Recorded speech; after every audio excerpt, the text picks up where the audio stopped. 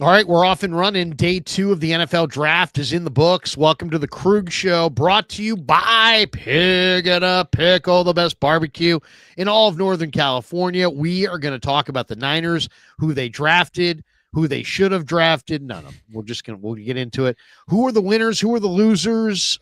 We may put the video chat in there at some point. I'm feeling a little frisky. I definitely want to talk to the audience. We got a lot to get to. Upton Stout. Who knew?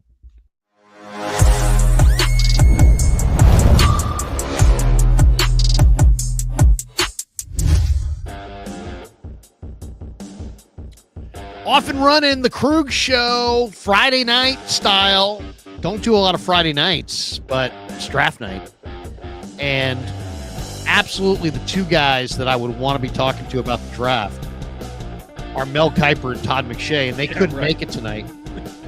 So I'm just joking. The two guys I want to be talking about the draft are guys that like Dieter and Jake who have made their own draft guide. Jake Hutchinson, who has covered the NFL for Cumulus Media, Odyssey, 95.7 The Game, KMBR, Dieter Kurtenbach, who's obviously working for San Jose Mercury News, KMBR, has worked for Fox and many others. Both these guys have done an incredible job covering the 49ers, but they also teamed up on a draft guide. They wrote their own draft guide. And at the end of this little soliloquy, we're going to give you a way that you can order their draft guide so you can compare who the Niners got and what these guys said about it ahead of time, as opposed to afterwards when, you know what, there's going to be a small percentage of people that just can't stand it, and there's going to be a small percentage of people that are just like, wait a second, the Niners made a move? Oh, that's a good move. Yes. Because the Niners made it. Yes. So there's those kinds of people out there as well. But we are brought to you by Pig and a Pickle, the best barbecue in Northern California. Check them out. They're in Emeryville. They're in Corte Madera. They're open 7 days a week from 11 a.m. till 8 p.m. or until they run out. We're also brought to you by LearnKey Upskill Academy. That's right. The show is sponsored by LearnKey. They're an online learning platform designed to get you job ready in 6 months or less. Doesn't matter what field you're interested in, IT, cybersecurity, marketing. It could be a number of high-demand fields. They offer 30 different certification programs to help you take that next step in your professional career. So a lot of people need to, get more skilled to make more money, to change jobs, transition jobs. So if this can help you, we're excited to do it. LearnKey Upskill Academy. The links are in the description below for all of our sponsors, and thanks to all of them for sponsoring the Krug Show. All right, let's get into the draft because day 2 came and went. And guys, we'll just, kind of organically throw it to you. What'd you guys think? Whoever wants to go first. I was uninspired. I didn't mind. Are you flipping us off right now? Oh, maybe a little bit. Did you see that? He's like, yeah, no, he meant it. He meant it. It was not accidental. That was not accidental. That's how he felt. He was birding us. I want to kind of bird Jed York today. By the way, congrats to Jed York, who decided to make himself the center of attention. That's always a great sign when Jed York decides he wants to be the center of attention. Literally, I didn't notice it. What did he do? What did Jed do? He was tweeting throughout. He was tweeting like cryptically, like he was in the year 2007 with like vague hashtags. Hashtag conviction. That's no one's done a hashtag in 10 years, buddy. And then also every time they cut to the 49ers, either on NFL Network and ESPN, guess who was in the center of the shot? Jed? Every time. Jed. Every time. Uncanny. He the does man has a gift. Own the team. He's not Jerry Jones, though. It's not like he sets up a table. Like Jones sets up a photo shot where it's a big table, very dramatic, and he is at the center. Yeah. And then he just does all his like weekly radio hits breaking down the state of the franchise. Does a little something at the end of every game. I'm with you that he's not Jerry Jones. Is right there to the side. His general manager to the other side. You're not sure which one he loves more. Himself? His son is there an arm's distance away to clean the glasses at a moment's notice. It was. I said a couple of weeks ago, whenever Jed York start showing up around the 49ers, it's a harbinger of bad things to come. And I guess we got our answer today, because I'm sure you love Nick Martin. He has a lot of wonderful traits. Who on earth was forcing the 49ers to take this round 5, 6, or 7 guy with pick 75? Like, what's the urgency there, Larry? What are we doing? Well, okay. I mean, here's the thing. We do go through this every year. This is almost not really about the Niners or even not even about this year's draft. It's just kind of about the draft in general. Right. It just seems like, and I learned this when I did sales, between broadcasting gigs. I used to sell siding and windows and that kind of thing. People establish value from the price that they pay compared to the price that they first heard. Mm-hmm. So that's where they see their value, unless they really know the business and know know it like the back of their hands. And some people do. They create value. So if I say, hey man, I got this glass that I want to sell you, and it's, $200. Yeah, it's called anchoring. $200, $200. Yeah. But you know what? How about this? You give me $10 for it, it's yours. It's like, hey, wait a second. I only paid 10. That thing was worth 200. So if you can establish, so if the premise is wrong, the conclusion's wrong. So if the rankings of the prospects was wrong, and it's done by some media guy and you guys know, because you're draft guide makers. Yes. Maybe some of this evaluation was done literally in 2024 as far as the written stuff. You know what I'm saying? So I think there's an element to Martin being undervalued, if you want to make that case, because he got injured. He had an MCL injury and he missed most of the season, right? And he was super productive in 2023. I don't think anyone's going to argue that you hate the tape, right? What I would argue is the 49ers spent a pretty premium pick at 75, where you need to find a starter day one. Yes. You got to find a will next to Fred Warner who's going to bring it, and you want him to be a guy who's going to hold up for the long term.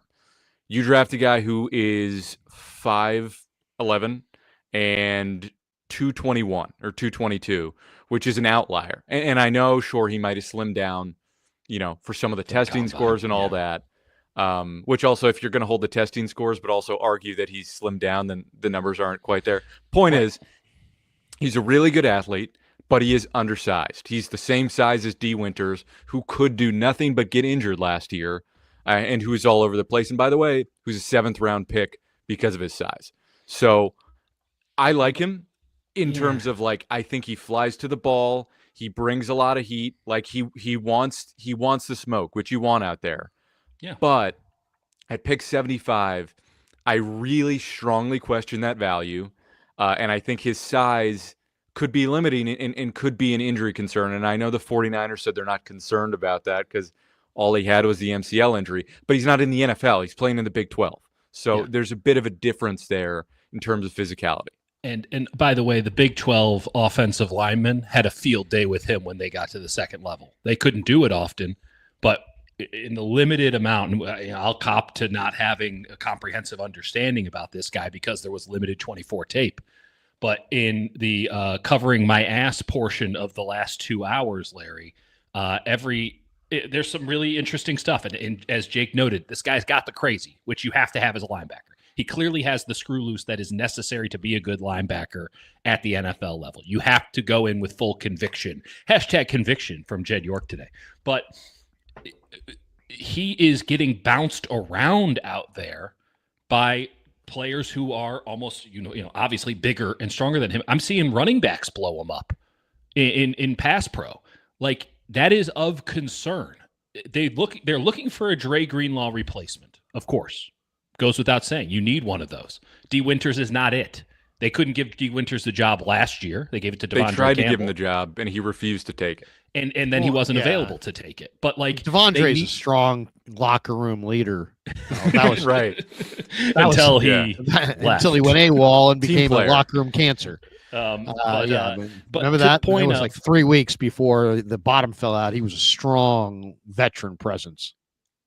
even though he absolutely wasn't, because he started pitching in Minnesota Right. about his playing time because they started giving D. Winter snaps because he sucked. But that's neither here nor there. Like, clearly linebacker is a position of need. I don't blame the 49ers for taking a linebacker at 75. And I don't think that there were great options for the 49ers at linebacker at 75. Tough class. This feels like they locked in on, we'll get a linebacker at 75. The board didn't fall to them where Demetrius Knight was available, who is someone I know they were interested in, who they should have been interested in, and after whom on the linebacker list, it is a massive drop-off, at least in one man's opinion. And they just went with somebody who they feel good about. Like, this guy can't start. He might be a good special teams player. He can't start for you week 1. And if you took him in the 5th round, I'd say, hey, nice pick. But you just took him with pick 75. Day 1 picks need to start day 1, and top 100 picks need to have a role day 1. Outside of being a good gunner, I don't know what this guy's role is going to be at the NFL level because he was getting beat up in the Big 12. Yeah, I this is my favorite pick they made.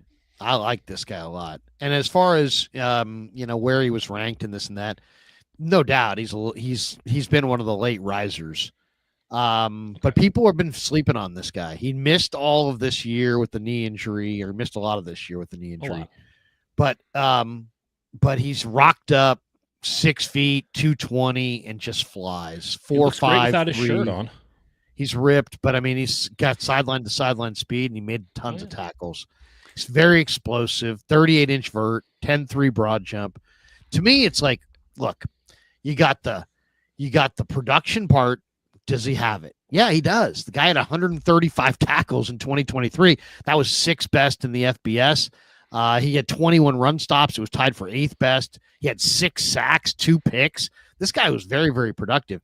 In a game against Arkansas, he had 15 tackles, 3.5 tackles for loss, and 5 run stops. I think this Jake and I both just watched that Arkansas game, and for every great play that he put on, he did put on some very good plays. There's another play where you're like, what the hell? My biggest concern is the thing the 49ers lacked with that Dre Greenlaw, because they're obsessive in talking about this guy that they lost and could have retained, but also didn't keep contact well enough, and then desperately tried to get him trying to get your girlfriend back. We're over them, you guys. We're so over them. We're ready to move on. Really bad look for them. And so they keep talking about Dre Greenlaw. What Greenlaw brought the second he came back is physicality in the run game, where guys were attacking Fred Warner at the second level, running duo and double teams and climbing to the second level and going after Fred Warner. And Campbell couldn't hold up. D. Winters certainly couldn't hold up. And so Greenlaw came back, and for that one shiny moment, they had a guy that could hold up. Martin, as much as I see the flashes, there are some times he's getting absolutely popped at the second level, and that's, I think, the number one thing you need. And there's times where, he's so eager, he's overrunning something completely, or his eyes are in the totally wrong place, and he's jumping all over the place. I would prefer that over a guy who looks like he's checked out, who doesn't trigger to the ball quickly. There's stuff I like, but in terms of, bringing physicality in the run game when you're getting attacked second level by NFL quality and NFL size offensive linemen, I have some reservations, especially pick 75. What does this guy have that Tatum Bethune didn't have? He's got way better speed and better strength. Tatum Bethune and played better and just Tatum Bethune is a first and second down guy. Right, you know that. I mean, he gets isolated. He's got to come off the field. I mean, I'm hoping that maybe Tatum Bethune could do something. Oh my God! Sorry. I was just watching some tape of last year, and I just watched Dylan Gabriel literally concuss Nick Martin. I apologize for watching film simultaneously, but it literally did happen at the end of that game. Well, I mean, here's the other thing. By the way, Dylan Gabriel got picked at 98, so nothing matters anymore. Clearly, none of this has any logic at all. Oh, man. What a killer to Shador's ego. But the guy with a tiny little guy in his 8th year in college with a rag arm somehow. I don't know if he's got a rag arm. Dylan Gabriel owes me money. I spent good money to go to the Rose Bowl, and he didn't show up. If someone doesn't show up to a concert, they give you a refund. Oregon never showed up to that game. I demand a refund. Yeah, and there's no doubt about that. That game was over at the Anthem. No, but as far as Mike Gundy, raved about this guy. This is what Kuiper said about him. He's climbing my board quickly. I think I will have him in the linebacker 4, linebacker 5 range when all is said and done. I projected him. We're talking about the linebacker Martin. I projected him to Tampa at 84 in the recent 3-round mock, but he's probably more likely to hear his name early on day 3. So Kuiper thought he was going early on probably, 4th round and said he went 3rd round at 75, but he mocked him at 84. I mean, I don't really care about any of that stuff. And I believe me, I guess we just do this a little differently, right? I'm looking for examples of what a guy can do. And I'm not worried about the flaws and the mistakes and unless I feel like it's a total trend. But I'm looking for a couple things. I'm looking for speed. This guy's got it. 4.53, 1.60 in the 10-yard split. Then at the pro day, that was at the combine. Then at the pro day, he's like, you know what? I'll try the 10-yard split and improve on it. And he did. And he got it from 1.60 to 1.54. So he's a 4.53 guy with 1.54 10-yard split, really quick. Then I'm looking for lower body explosion. He's got it. 38-inch vertical, 10.3 broad jump. Those are important for linebacker. Then I'm looking for strength, and this guy's got it. He had the same number of reps as Kenneth Grant. I mean, 26 reps. And then he's very clearly like a good athlete, right? But my point is he's also got the production. So if you've got high volume tackle production, he was 2nd in the FBS last year with 83 solo tackles. Okay. Then you've got, is the guy a leader? Because it's linebacker, right? It's kind of important. Yeah, he's the 2-time team captain. According to Brugler, he acted like he was one of their coaches during his injury this year. Brugler have him ranked like 15th as linebacker. Let me see where Brugler had him. Yeah, he had him LB 15, let me see what round. I think he had him in the 5th round. 5th. Yeah, he had him in the 5th round. And I'll just say this, and I'm not worried about that either. Really, I really believe that the value in this draft was right around here to the back at linebacker with undersized guys, and this guy was one of them. Guys that just have really clean resumes. They have, like Eugene Asante is the same way. Super fast, super athletic, makes tons of tackles, hyperactive. But what these guys have in common is that they're all small, and they're all going to get engulfed and kicked out of the club if they don't play behind a line that's big. But it is interesting that the line that we were doing a mock the other day, and we were trying to come up with an idea for it. And I said, well, what's the theme of like your season of this draft or this rebuild of this defense? And for me, and I don't know how you guys feel about this, or if you guys have discussed it on a pod, but I think you got to ask yourself, if you're the 49ers, what do you actually want to build? Because there's a lot of different size players and shapes and skill levels. And to me, my thought is build the biggest line that will absorb the offensive line as much as possible. Go for size up front across the board. And then on the second level, go with undersized guys who can all run like this guy and Asante and Teddy Buchanan and Chandler Martin and all these guys. And they're plentiful in this draft. Kaiser from Notre Dame and all kinds of guys in this draft that are undersized or small, good little players. I mean, you're building an entire team through the NFL draft. And then go for big corners who can tackle. They didn't go for that here. I'm looking for big, rangy corners, and I'm looking for that. They drafted a 5'8.5" guy. Yeah, they just got the 5'8" corner.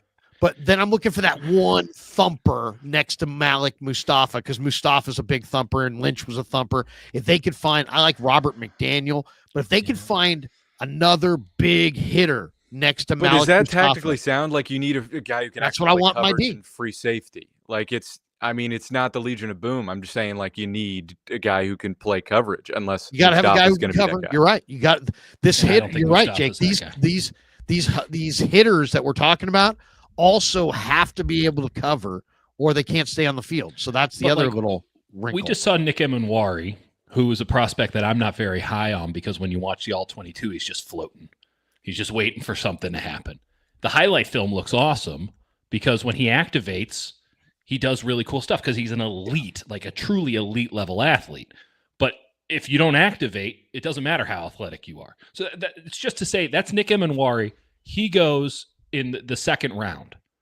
That's a guy with clear flaws, right? He has third round tape, first round talent. goes in the second round. That makes sense. Where are you getting these guys who can cover at an elite level, but also have elite level thump? Like, where do those guys exist on day 3 of the NFL draft, in a draft where clearly everyone lost their mind and their big boards were shot to hell after pick like 60? Like, every NFL team, I know they keep saying, oh, we have 200 draftable players. I've said this before. It's a mean versus a median issue. If you have a bunch of guys who can go in the 6th round, like, oh, we could draft them, they could be a special. You're going to have a hell of a special teams unit, but you won't have anyone to start on offense or defense. Just because they're draftable doesn't mean that they can be impact for you. And I feel a little vindicated in my stance that this was not an impressive draft, in that it just went insane. It went insane after pick like 55. What was it?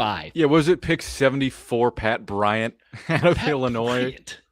I mean, people were just making it up, which is fine. It doesn't matter where you get picked. It really does not matter. Everybody's got a different board. I mean, it's just, and everybody's got different friends. These guys, I mean, come on, we know the animal that we're talking about with NFL personnel guys. They're very cliquish. They talk to each other constantly. God, and it's all about, I got a guy here and I got a guy there, and it's groupthink, and it's right. So it's not. Well, there was not enough groupthink this year. Jake and I started the draft guide because we were sick of the groupthink, and clearly we completely overestimated how much groupthink there were. That was all media side. Yeah, it's a mess. It's a mess. By the time you get to pick 60, it's a total mess. And that's I fine. mean, there was no consensus. None of that matters, and it does not matter if we don't like pick 75 or we don't like pick 100. But my concern for the 49ers here is that they needed, this is universally believed, they needed to nail this draft because they were all in. It's, quote, all in on this draft. Their plan was, hey, there's this little thing called the draft. Ever heard of it? And here they are. I obviously don't need to rehash it. Couldn't have been happier with their first pick at number 11. Yeah, I thought you were rah-rah Mikael Williams. Yes, them very clearly. You got my number 1 player on the board at 11. That's an A++ from your boy.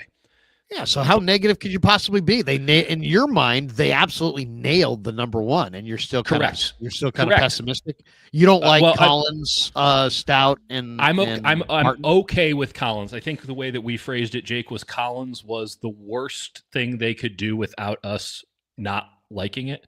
Like, does that make any sense? Like Collins, it was the least Collins, inspiring pick. I think Collins is fine. He's got great size. He's powerful. If it hits, if he reaches his potential, he could be the best defensive tackle in this class. I have a lot of concerns with his pad level and technique. It can be real sloppy. There's times he gets washed out. Right. There's that concern of you're drafting another big tackle who has pad level concerns, but if it works out and maybe you limit him a little bit, you're not asking him to play every snap like Texas was, and you just get the best energy from him on every single snap. There's a lot to like. He's got super powerful hands. So, like, I'm also your best defensive tackle right now. Right. It wasn't my favorite selection for them at 43, but it's fine. Like, I have no issue. Totally reasonable pick. To me, that was the pick probably I liked the least because I'm worried about, I think I was just last week or the week before, there was an article out about players who were having physical problems and that might hurt them in their draft stock. And he was one of them, and it said that he had a knee issue. So I don't know. I mean, to me, listen, they went. There was no mention of that. So, and it's not in any of the reports. I feel like Lynch was asked about that and shrugged it off. Okay, but he may have been talking about somebody else. But that would be one concern. So that was like one notion I had, is that maybe there was a knee problem. 80s TV character. He also plays really, really high. Now he's a 6'5" guy. He also looks like a kind of a nice guy, which I don't know if I like nice guy defensive tackles. I mean, I had him 8th. I had him 8th on my board, and that's with like Broughton and West ahead of him. I had him. I had some concerns. I'm saying I like the upside, but I'm with you. I think the upright quality to him would scare me, and it's the question of, like, have the 49ers learned from their past mistakes?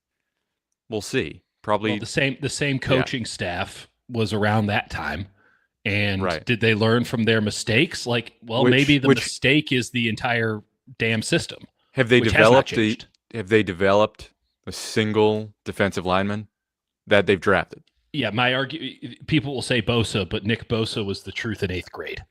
Like, Correct. How much development did they do? He showed up. He was immediately the rookie of the year, an arguable defensive player of the year as a rookie, and they went to the Super. Like, they didn't develop squad. It's a great time to prove you can develop. Great time to prove it. I'll say this for Collins.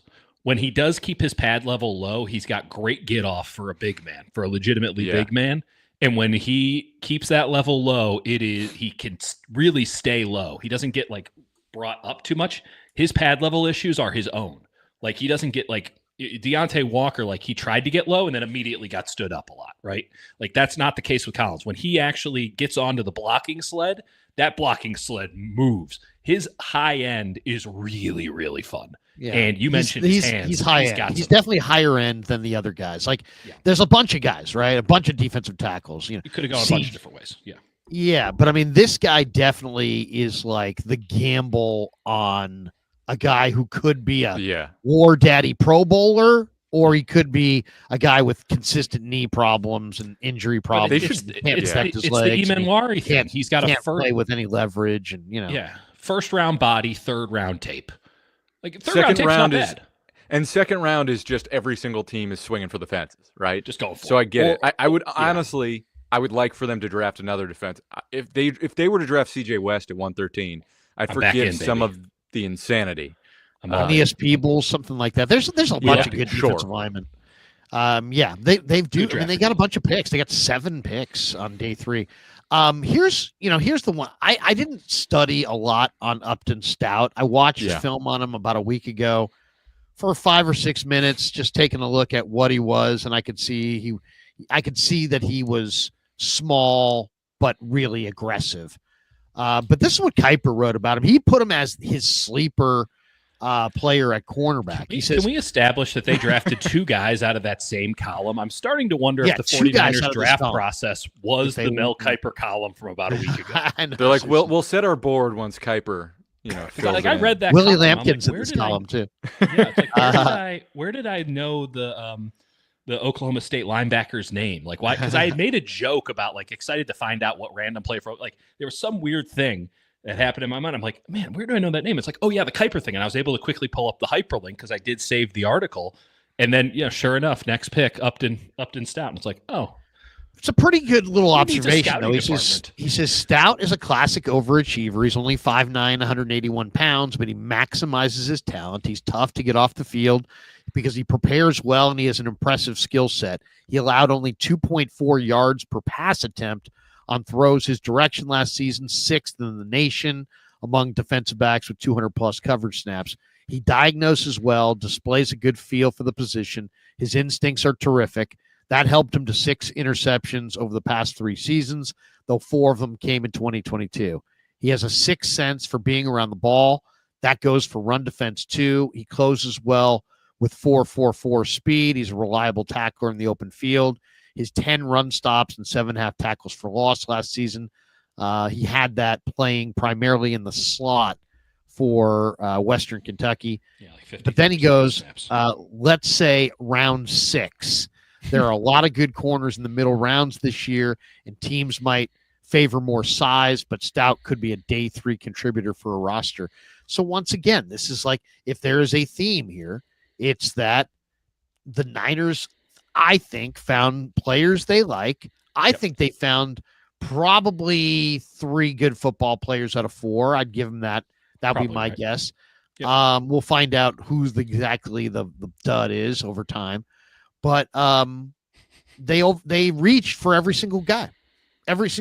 Maybe Collins wasn't, but if you mix in the injury concerns, I think he probably was. So I don't think Mikel is I don't think Mikel is a reach, but Collins. You don't think so at 11?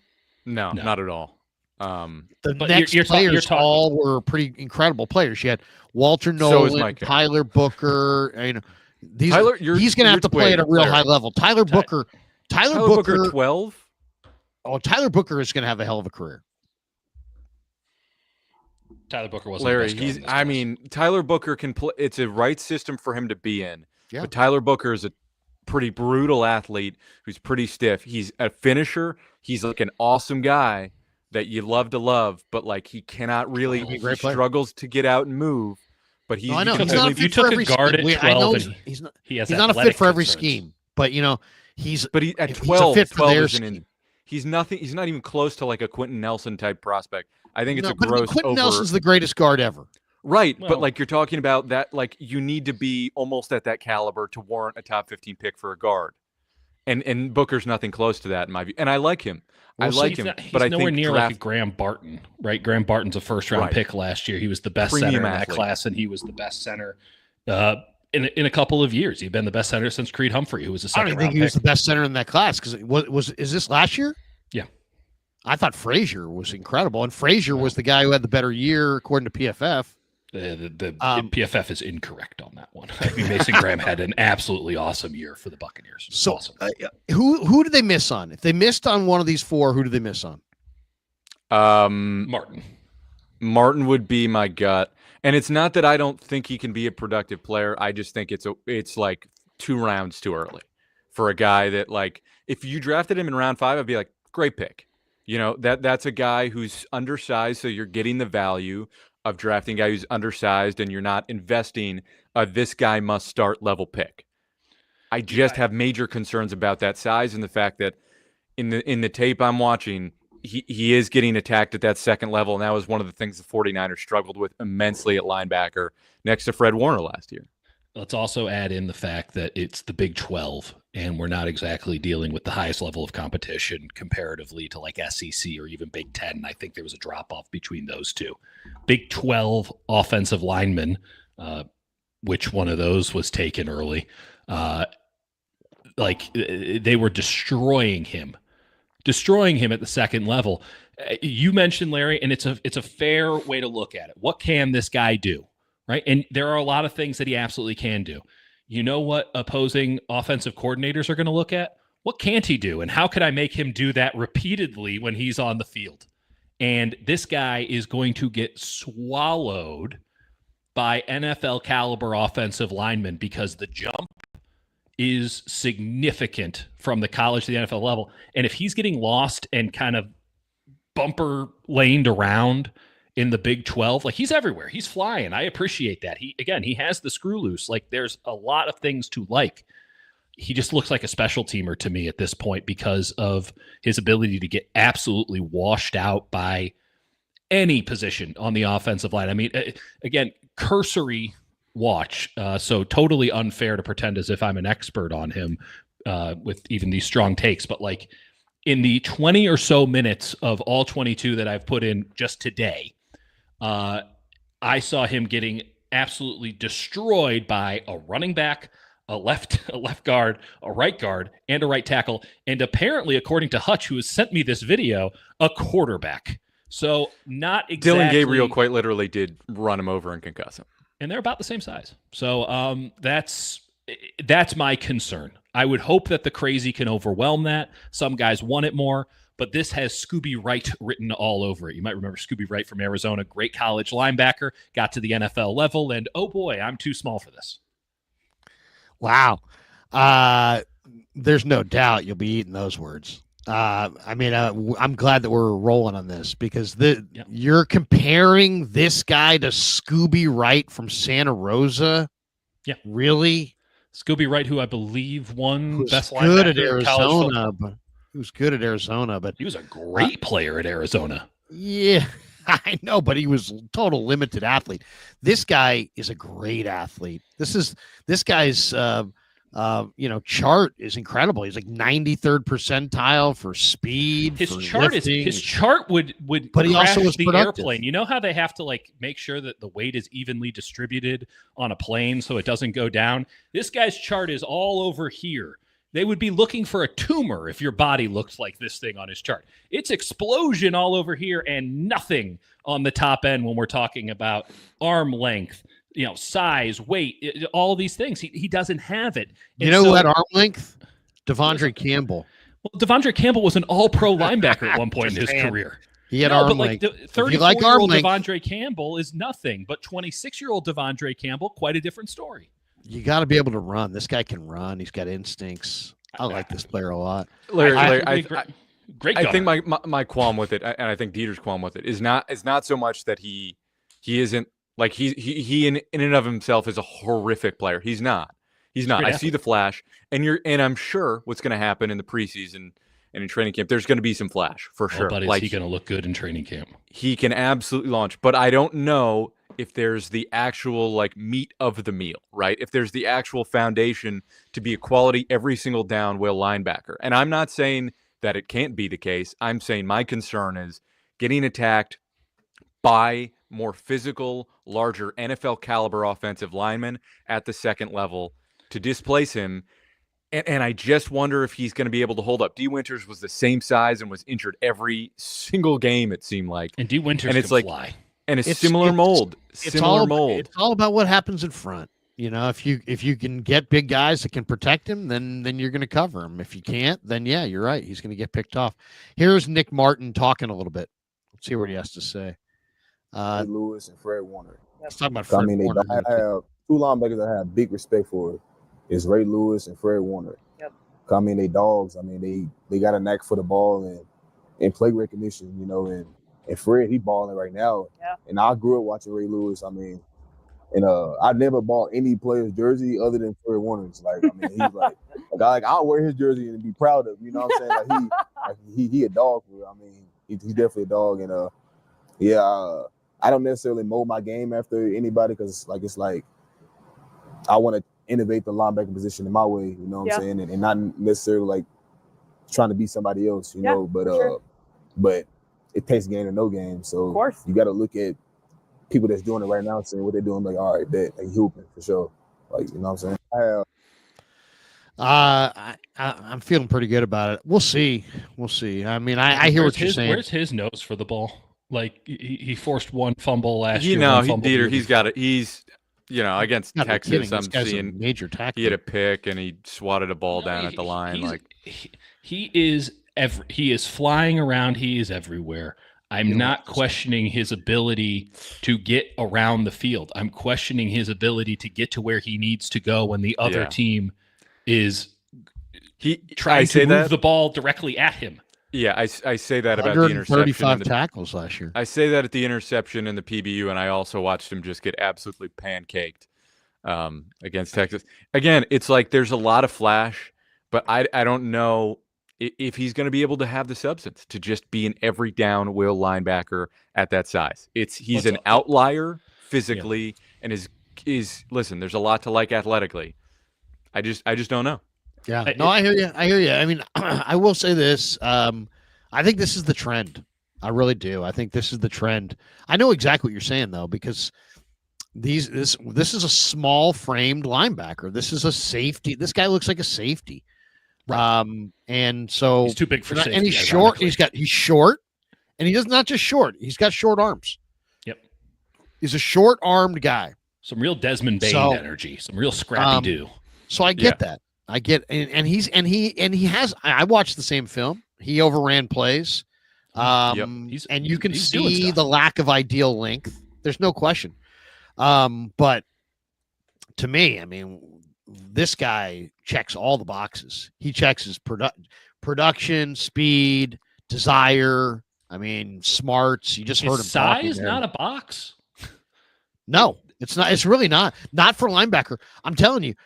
The best linebackers are going to be it's going to be a team's going to come up with a linebacking core that has 6 guys who are all between, 210 and 230, but they're fast and they're instinctive and they're flying all over the place and they may be overrunning some plays. But they're all over the place and closing that second level. And to me, that's the next great team. Is going to have the second level defenders that are super fast, but they have to be covered up. Yeah, and that's why you need Alfred Collins, and they probably need to draft. You're right. If they're gonna, if I'm right, and they're going to go with these second level small guys, and I think they are, or I think they should. It's pretty evident they are. I also then would cover you can't do one without the other. You can't have the second level small guys without the Alfred Collinses and the big bodies up front. Yeah. So I guess I would continue drafting more. And a 6'6" defensive tackle. So you if we're talking trends, Larry, they got I a think you're big spot on. defensive end. They just got a big defensive end. They got a defensive end that can play defensive tackle and a defensive tackle that could actually play nose. If that's their bet, because again, part of it is they had defensive tackles who were absolutely fundamentally inept last year, and so again, I think they need to add more pieces because they still have Jordan Elliott, who I'm not a fan of in the run game, and gets washed out a lot. Sometimes you see a flash, sometimes it's looking ugly. But the concern is that teams are also investing in the interior of their offensive line to combat some of these smaller linebackers that has become more popular. So there is a little bit of a flip there. And I'm not saying there's one right way and there's one wrong way, but I do think there has been a little bit of a whiplash in the league to try and counter some of that. The first time these guys put on pads in August, we're going to know if this kid got it or not, because he's going to have to go through offensive linemen when they're just doing run game stuff. And if he can't do it against the 49ers, he can't do it against anybody, because this 49ers offensive line is not exactly cream of the crop. You know, I was talking to a buddy of mine who scouts in the league just 2 days ago, and he was like, we were talking about different guys that his team, you know, supposedly liked, and you know, he said to me, because I said to him, do you like the traits guys or the film guys? And he's like, I used to be a film guy. I like the film. But now when I get to training camp and I see the guys we drafted, almost all the guys that we drafted that have like big time athletic traits always seem like they are more viable to make an impact on our roster than when we go with guys that lack traits but have production. Because it's like it's like a sure thing, but it's like a sure thing that's almost like guaranteeing you to be kind of low end. Like you need to have a certain percentage of your roster has to be some high end athletic guys. My whole thing is, look, there's the testing and then there's the production. And to me, if you said in this group of 4 guys, who marries testing and production, I would say Nick Martin and Stout. Those guys have athleticism and they have production. Collins, I guess maybe, would you say Collins has both? Well, what do you guys think? He didn't have great production as a pass rusher, but he had production as a run defender. He's very durable, that's for sure, right? He was played all the games. I'll say this about both Collins and Williams. They both were players that the opposing team very much reckoned with. They were the focal points of both of their lines. We got to see those lines go up against, like, obviously both defensive linemen, but we saw Texas, Georgia play twice, like if not 3 times, no, twice. And you look at how Georgia tried to handle Texas. It was double team Alfred Collins. Take out Alfred Collins, let everyone else try to get their thing. Sorrell and Broughton, they had great games. Why? Because they had a lot of one-on-ones. Right, it was all about Collins. You take Collins out, they felt like they could take out Texas. Probably the right call there. You watch Georgia, and I think Kirby Smart, to a degree, did this on his own, where it's like, oh, you do some dirty work here so that it frees up this guy, because they did not have a good defensive line this past year, especially compared to the standard of Georgia. So you have that with Williams, and then on top of that, I mean, if it wasn't 2 guys on the line, it was 1 guy and a chip block, and here's another guy, here's the running back who's going to get one in at the same time. I mean, double and triple teams again and again and again. And I'll say this, Collins doesn't have the same production of Williams. That is the highest bar, because Williams, the numbers weren't there. All I saw were winning reps. Collins had a lot of winning reps. There were also some pretty rough ones where he gets washed out, but I would say that he won far more than he lost. As I'm looking at it with Martin, when he wins, it's pretty fun. It's pretty awesome. When he loses, it's like, ooh, can we make sure that no one sees that tape? Because that's pretty embarrassing. It's the same concerns I had about Chris Paul. I just don't like small linebackers personally. And then my thing, Stout, like, it's hard to tell. The question that Jake and I asked a couple of times, like, what are you still doing at Western Kentucky in this era of guys transferring 4 times every spring? Like, what are you still doing there? With Martin, I do think if he's able to stay healthy, which is one of my main concerns, is durability in the NFL. And I know their teams are going smaller there. There is still, like, you have to hold up physically if he is able to hold up physically, I do think he can become a productive linebacker that's more than a special teamer for sure. I like some of the flashes. There's just a lot of stuff to clean up, and who knows if he's able to do that year one. With Stout, offensive lines are not getting smaller like that. Right. Offenses in general are not getting smaller.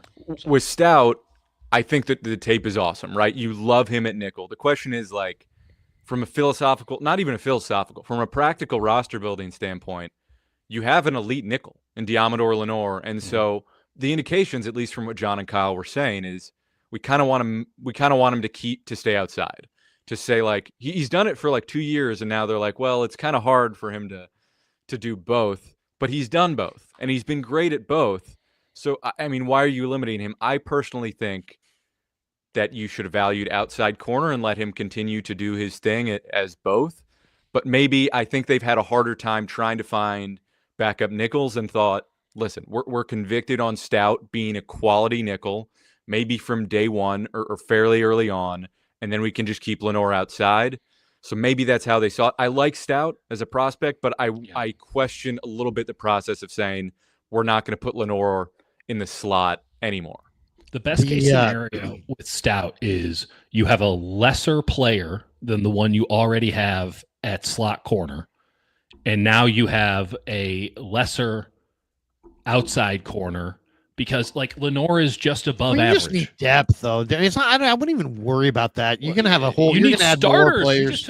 You just used a top 100 pick on. I know, depth. but I mean, you could still spend money in free agency. There's a whole another day of the draft. I'm just saying, I personally think he's going to be a pretty decent corner, but I think he's an NFL either player. way, I just don't get him for him. You don't know who. You just need.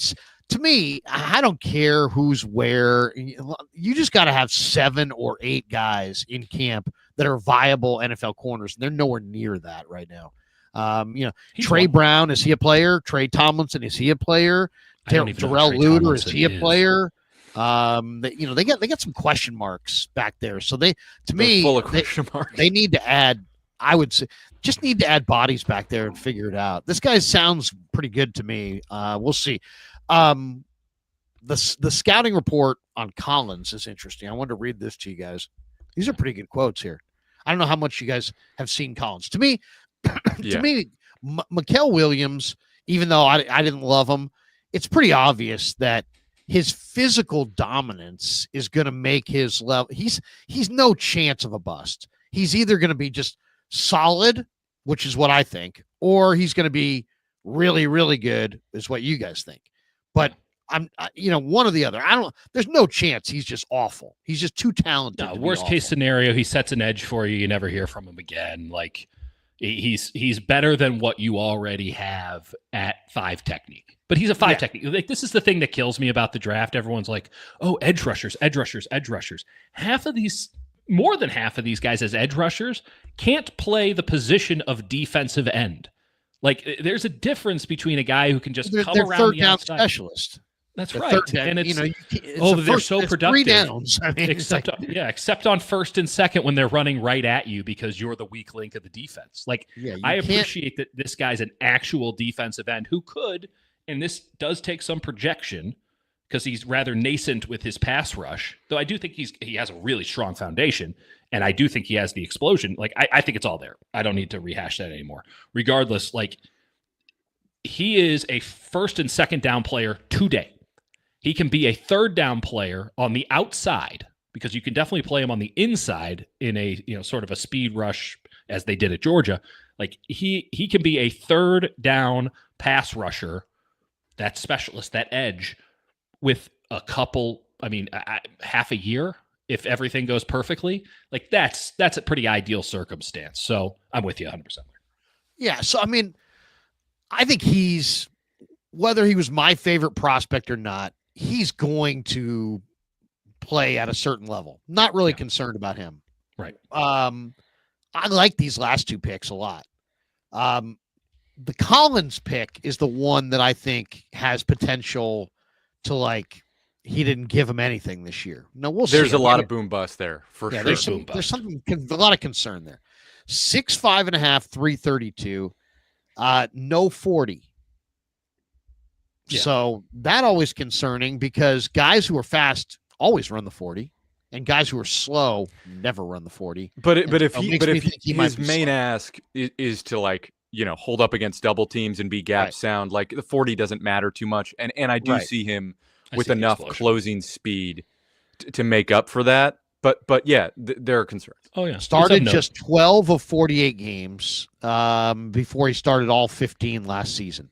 Mhm. But this is what one scout said. So he said, he's just a junkyard dog. He just messes shit up in there.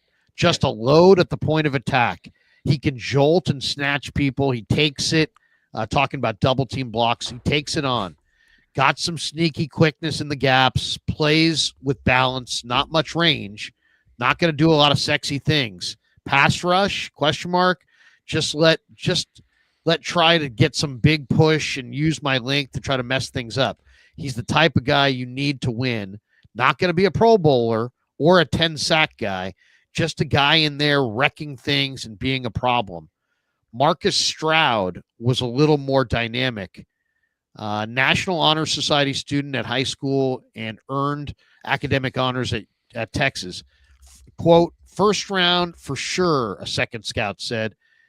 Talented but inconsistent. I see a John Henderson type. Wish he were more productive. Motors up and down, inconsistent to finish. Technique and discipline in terms of playing upright. Body position at the point was inconsistent. He's powerful. He's flexible for a tall guy. Henderson was stiff. Other than that, that's who he reminded me of. Got really strong hands, quick feet for a big man, stout at the point, got pretty good instincts, good against the bubble. He's got power, rush, more first and second down player than a third down player, but he can play on third down. Finished with 141 tackles, 18 for loss, 7 sacks, 12 passes defensed, 7 last year. Arms were almost 35 inches. Good, solid player, a third scout said. Nothing great. He'll be a sometime starter. He's Tavondre Sweat, who was equally divisive. Really? He was really good against the run this year. He was exceptional against the run this year. But You think Tavondre, he's that guy? That guy Yeah. Isn't that guy squatty and short? Yeah, and- he's 6'4", not, he's Yeah. 30 pounds heavier, but he's Right. the same height, more or less. He's 6'4". This is a gigantic man. This guy's like more like 6. This guy's almost 6'6", right? Yeah. he's I like think, 6'5". But Yeah. Sweat's ability to just take over the center of the line was evident. Like, that's what he was at Texas. And there were a lot of people, he got taken in the second round, pick 38 by Tennessee. There were a lot of people who were like, does he ever do anything cool or fun or sexy? Like, I see him running around every now and again. They'll hand him the ball. It's super fun. But like, when he's in there, it's just a lot of hand fighting and taking dudes on. He's just messing shit up, right? And then there are other people who are like, oh, this dude's the truth because he's physically dominating. He's wrestling people. He's controlling gaps.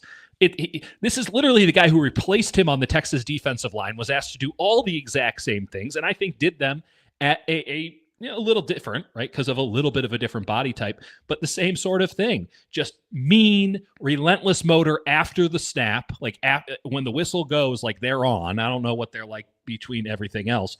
And they just got these heavy hands that their hands are going everywhere. They're just out here smacking dudes. Every snap is a bar fight. And that is something that the 49ers, I can tell you right now, did not have. I don't know if it's something they particularly want, because, right, you think about that system, it is get off, get in the backfield. If no one touches you, all the better.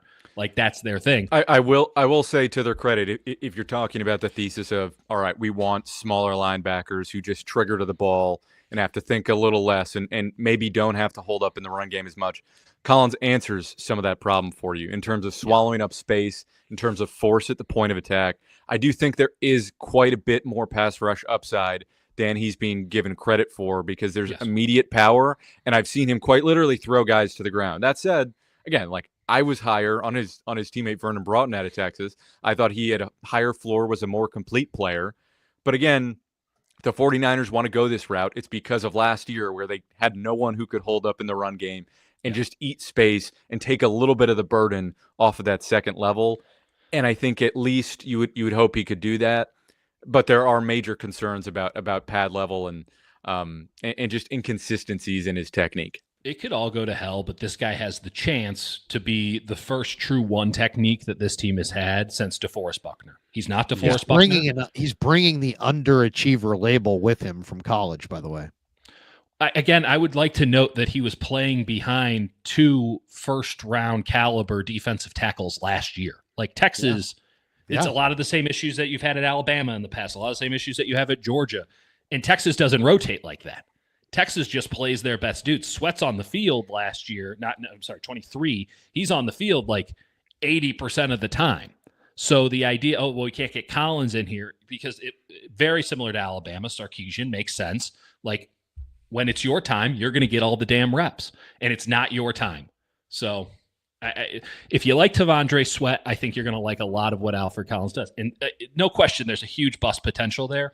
But I disagree with the idea that he's not going to be a Pro Bowler. I think that there is big-time boom potential as well because the physical traits are humongous. And, I mean, he might be Dexter Lawrence. I don't see that pass rush right now, but the potential is actually there that he can be, and especially in this system, which is going to ask him to stay low and explode as opposed to maybe hold gaps. I think it might be a nice balance between what he can do and what he's been asked to do, and now sort of a system that's very different with the 49ers that might bring out more of those special athletic traits that you do see from time to time on the film.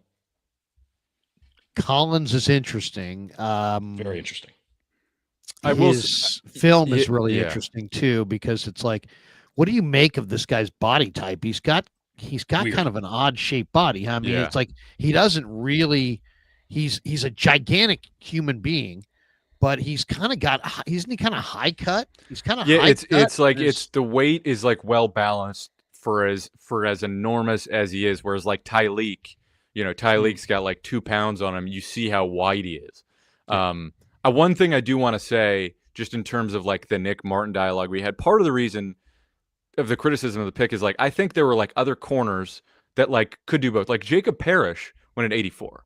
Like I think you could have got Jacob Parrish, and then if you're still convicted on Nick Martin, you could have got him at 100. I feel pretty confident in that, and that's much of the critique. So there was Zeus out. If you watch Texas, you know Alfred Collins, and you know him for better and for worse. Yep. It is what it is. He was out here, and he's got a little more wiggle. Gigantic human being. Yeah, his hands are so strong. You see the Buckner when I'm talking about, because you're right. He's very top heavy, but the ironic part is when he engages, he has a lot of power in those legs. He does. Yep. You just got to keep him low, and that's always something you're sort of fighting. But if you can get it right, he's got length too. To me, this is the biggest boomer bust pick, because this guy has the kind of talent. If they get him motivated and in shape, everything, that he could was just really good in be this a game Pro against Bowler. Georgia. I mean, he's a great movement big man. And take note on this, because like also, this is a Georgia offensive line that is the entire Georgia interior offensive line drafted. Did you see that play right there? Look at this play for a second. Look at this one. This to me is the great play, not this next one. This next one, watch this. Yeah. Get off. Yeah, I mean, that's what I was saying. He literally threw that guy away and this made is why that I was play. higher on him. This is the game I watched. I watched both of those Georgia games because they have. Which one is this? Number 2? This was the first one. So this is the SEC championship. This is the no. This is at Texas. You can see it on the. This is at Texas. Okay. This was week 1 or 2. So take into account what we're watching here. We're watching a left guard, a center, and a right guard that are all NFL. Say what you will about Ratledge, Fairchild, Wilson. All 3 of them were top 100 picks. Yeah, they all got taken, right? They should have all been taken. Yeah. Wilson was inside. Look at that right there. He just ran Oklahoma over. Didn't stand a chance. I think Fairchild. By the way, that Oklahoma offensive line absolutely owned Nick Martin. Just couldn't put him on the ground easier. And meanwhile, Alfred Collins is out here just sunning them. Yeah, A&M line. Like this shows you the idea that he's like not a pass rush capable player is kind of a unfair critique. Like he clearly has that upside to him. Again, the concerns are that they're not showing you. when he gets too vertical, there's times he does get totally washed out in the run game. Yeah. And you're just like, when he can't disengage by just throwing a guy off with pure power, and he's just like trying to default to that. Tape. They had a bad offensive line this year. Yeah. Very promising looking film, though, when you watch the highlights. This guy's highlights are really intriguing. He just popped the ball out on that play. He stayed very low in the Florida game. You could tell that it was a coaching point before the Florida game. And he was clearly just thinking about gap, low, low, low. And he does stuff like that. And one thing I'll really credit finds the 40 football, which is kind of nice. And unlike Derek Harmon, who like couldn't finish a tackle, he gets your ankles every single time. And one thing I'll credit the 49ers for is they realized clearly by the way they drafted him is that they needed that size. They needed that physicality that they lost with Eric Armstead, who not even like a plus run defender, but was clearly their best run defender 2 years ago. And they gave up Buckner, and they realized they need that size in the middle just to be able to hold up and survive. I had him just under Ursery and just above Emory Jones, who I was a lot higher on. But like, I had him at 60 on my board. Have you? How game are you guys to let the audience hear a couple minutes of Shanny and Lynch and then react? Sure. Yeah. Let's. I had him at 62, Dieter. Let's pop that on for the audience here and let you guys get a taste of this, and then we'll comment. This is Shanahan and Lynch down in Santa Clara. That's actually not the right one. Okay, wait a second. There we go. All right, here we go. Little Kyle Shanahan, John Lynch. Huge human being, football player. You know, this guy's 6'5", 300. We like the fact that in the pass game, he can win. There we go. There we go. Quickly, and we think he can develop some skills in the pass rush. He's really adept at batting balls down. He's got I think he affects the quarterback in a big way, but can be a real presence in the run game. Nick Martin, the linebacker, he's a run and hit player. He fits our style of physicality and playing the game the right way. 2-time captain in Oklahoma State. Just had our type of player all over it. Swarms to the football, and you feel him on the field. Not the biggest guy, but has long arms that kind of mimics Dre in a lot of ways. So that's high praise, and he's got a long way to go to show that he can be like that. But there was a guy that was reminiscent of that. And then the last guy, Upton Stout, I think Warren Ball, our scout who scouted him, said it best. He's got the heart of a lion, and he's got a lot of qualities we really like, and I think translate well to the nickel position. Played with Rondé Barber, and these guys. Upton, I don't know him that well. He came on a 30 visit, and feisty is the word I would describe to his play, his demeanor, and got a lot of juice. That was as good a call as we've ever had calling a kid, letting him know. And I think he's still saying, let's do it. That was fun, and a good day for the Niners. Would you like to ideally, make it so Giamador can just stay outside? Possibly. I mean, we're going to still play it out. And, I think Demo is great inside. I think he's great outside. We probably see Upton definitely as an inside player. So that was a big need, the way it fell, especially in the draft. But Demo can do either, but I think it's easier for a guy when he can't stay at one spot. So we'll work that through OTAs and training camp and see how it ends up.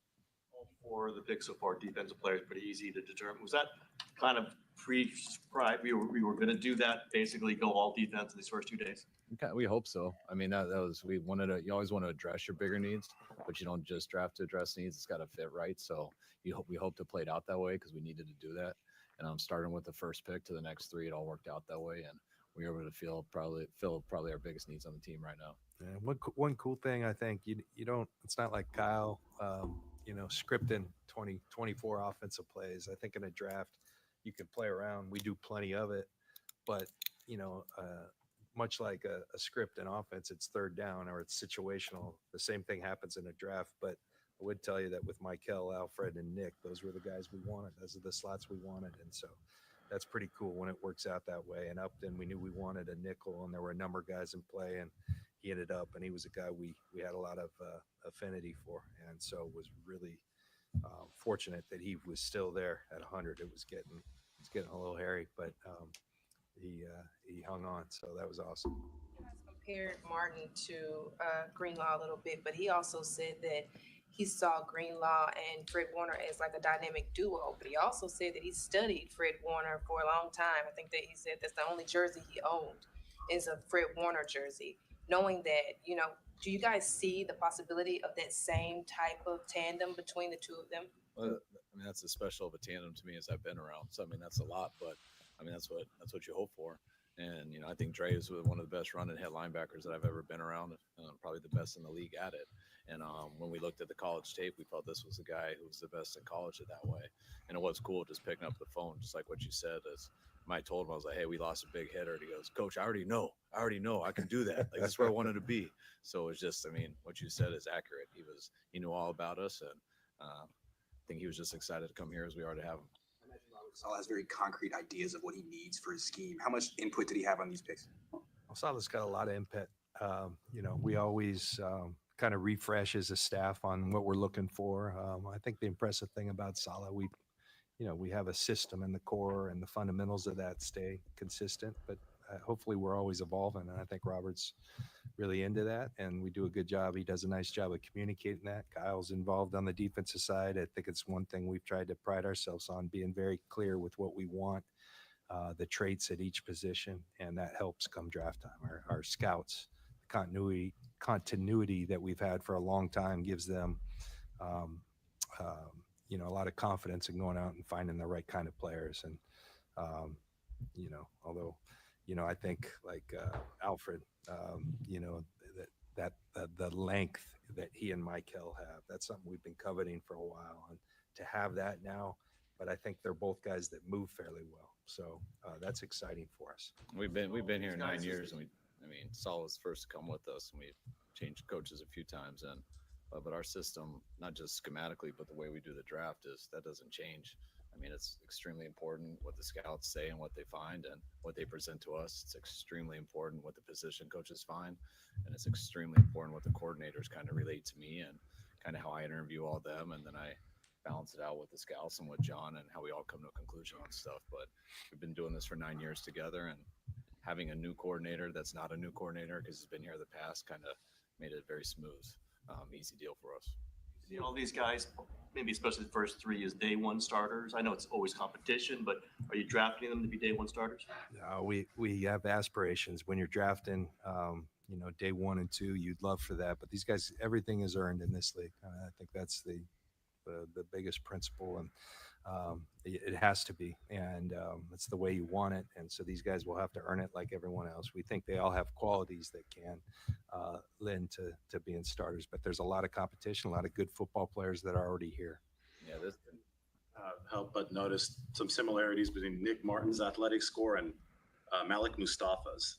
I know they're at different positions. He's probably about 10 pounds lighter, but I know you've had a lot of linebackers with safety backgrounds. Is there this increased push toward this adaptability on the back end to give Robert, versatility with what he can call there?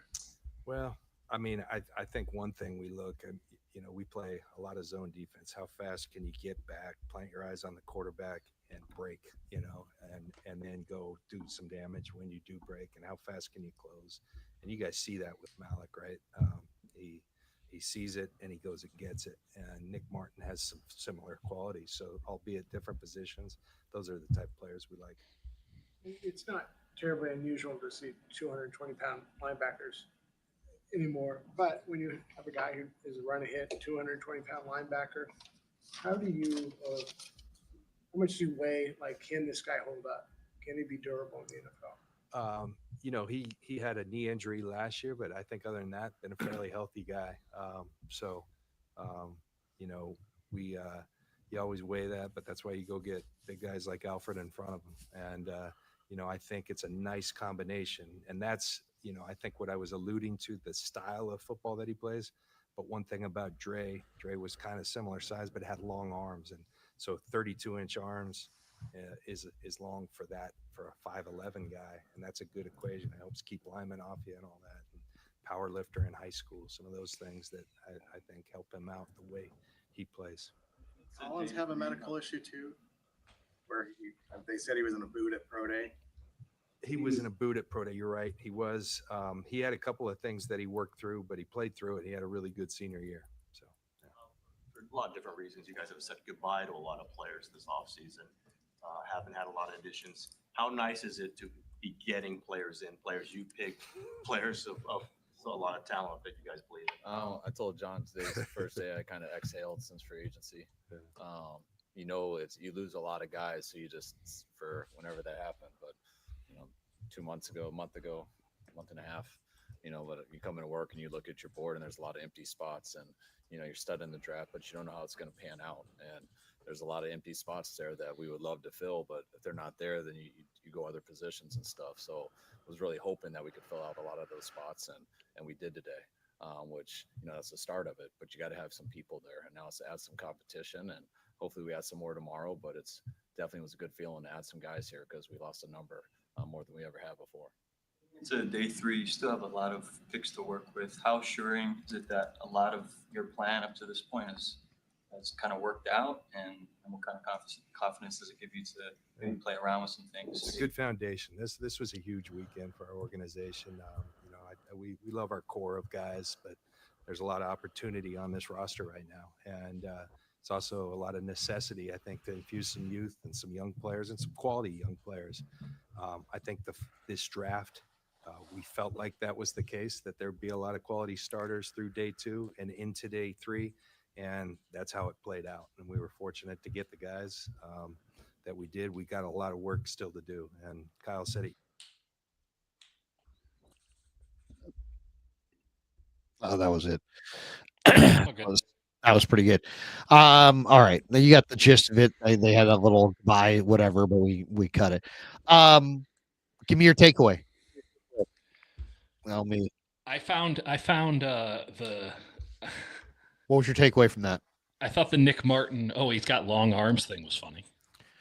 Like, yeah. Okay. So I was gonna go into that. I've got the Dane Brugler draft guide in front of me. It shows his arm length at the combine measured at 31 3/4 inches, and that he went to the pro day and upped that to 32 inches. So because whoever did the measuring at the combine obviously was getting it wrong. So he's got 32-inch arms. So he doesn't have long arms. He's got short arms. He has a 63rd percent wingspan, right? So the wingspan is how much longer your arms are than your body. He's not even an elite level wingspan, and he's already short. His arms are relatively shorter. Yeah. But I mean, we're nitpicking from the standpoint he is a 4'5" guy. He is a 38-inch vertical. He does have 26 on the bench, and he did have a 140 tackle season. So this guy's got production, speed, strength, and jumping ability. So I hear what you're saying about the short. Never heard from him again. Yeah. What's that? I mean, he could be Brian Asamoah or Jordan McGee, or he could be Deion I'm not saying Henley he's or going to be a Malcolm star. Rodriguez. I'm just saying he's got a pretty good physical profile. I understand. He's got short arms, short limbs. He was talking about this, like he had long arms, and maybe he thinks he's talking about a different prospect. Maybe. I mean, Alfred Collins has long arms. Collins has vines for arms. He's got and Mikel Williams has the longest arms, right? Doesn't he have like 35-inch arms or something like that? I think the entire thing lends. First off, the biggest takeaway that I had, other than no, he doesn't have long arms, is that they had locked in on Williams at 11, that they locked in on Collins at 43, which is pretty obvious. They were locked in on Collins because they probably, in the vacuum world that we live in, they probably could have traded down a little bit and still gotten him, but that's not how they do their business. They like a guy, they take him. But that they were absolutely locked in on Nick Martin at 75. That's the biggest takeaway I had. That they were like, oh, this is where we think he's going. We got to get him. And I just don't they were know if the sweating market out too. So I think do not know if that's. We will never know who was forcing them to do that. I thought Chris Paul. A lot of people thought if they would go linebacker, they'd go Chris Paul. Talk about production. I mean, I got a lot the of same people issues with Chris Paul. They could go Chris Paul on day 3, I guess. No, they can't because they have too many other holes to fill. They get one shot at a lot of these positions. You got 7 frankly. picks. You got 7 picks. Yeah. I mean, okay, so what would you like to see him do tomorrow? They need Okay, because another need wise, they need. This is what I saw the needs as left guard. I think another running back who could start. Yeah, they need a running back for sure. They need a wide receiver. Wide receiver with probably speed. Tight end. Yeah, tight end. Tight end's kind of gone by the wayside at this point. I don't know about tight they end. could take one. I think they need clearly an offensive lineman, one offensive lineman, maybe 2 offensive linemen. Yeah. So that's 5 offensive I could players. see them totally skipping interior offensive line, even though I think that's terrible. But like the way they've handled it over the years, I could totally see them just saying, they'll go with Barge and Burford. I'm okay with that. I'm okay with that. Yeah. You know, here's the thing. You might be able to get through this draft and sign a guy like Marcus Ware. I think Marcus Ware from Montana State would be a fantastic. I don't need to draft an offensive lineman or that Addison kid from Western Michigan. They already yeah, or my guy from Carolina, Willie Lampkin, or just or I mean, the tackles were gone, man. The tackles were gone. I thought there was a chance that Belton or would be there. I thought there was a chance the William and Mary guy would be there. The Raiders took him right in front of the Niners. I do think I'm pretty sure Jalen Travis is still there. There is Logan Brown. He's huge.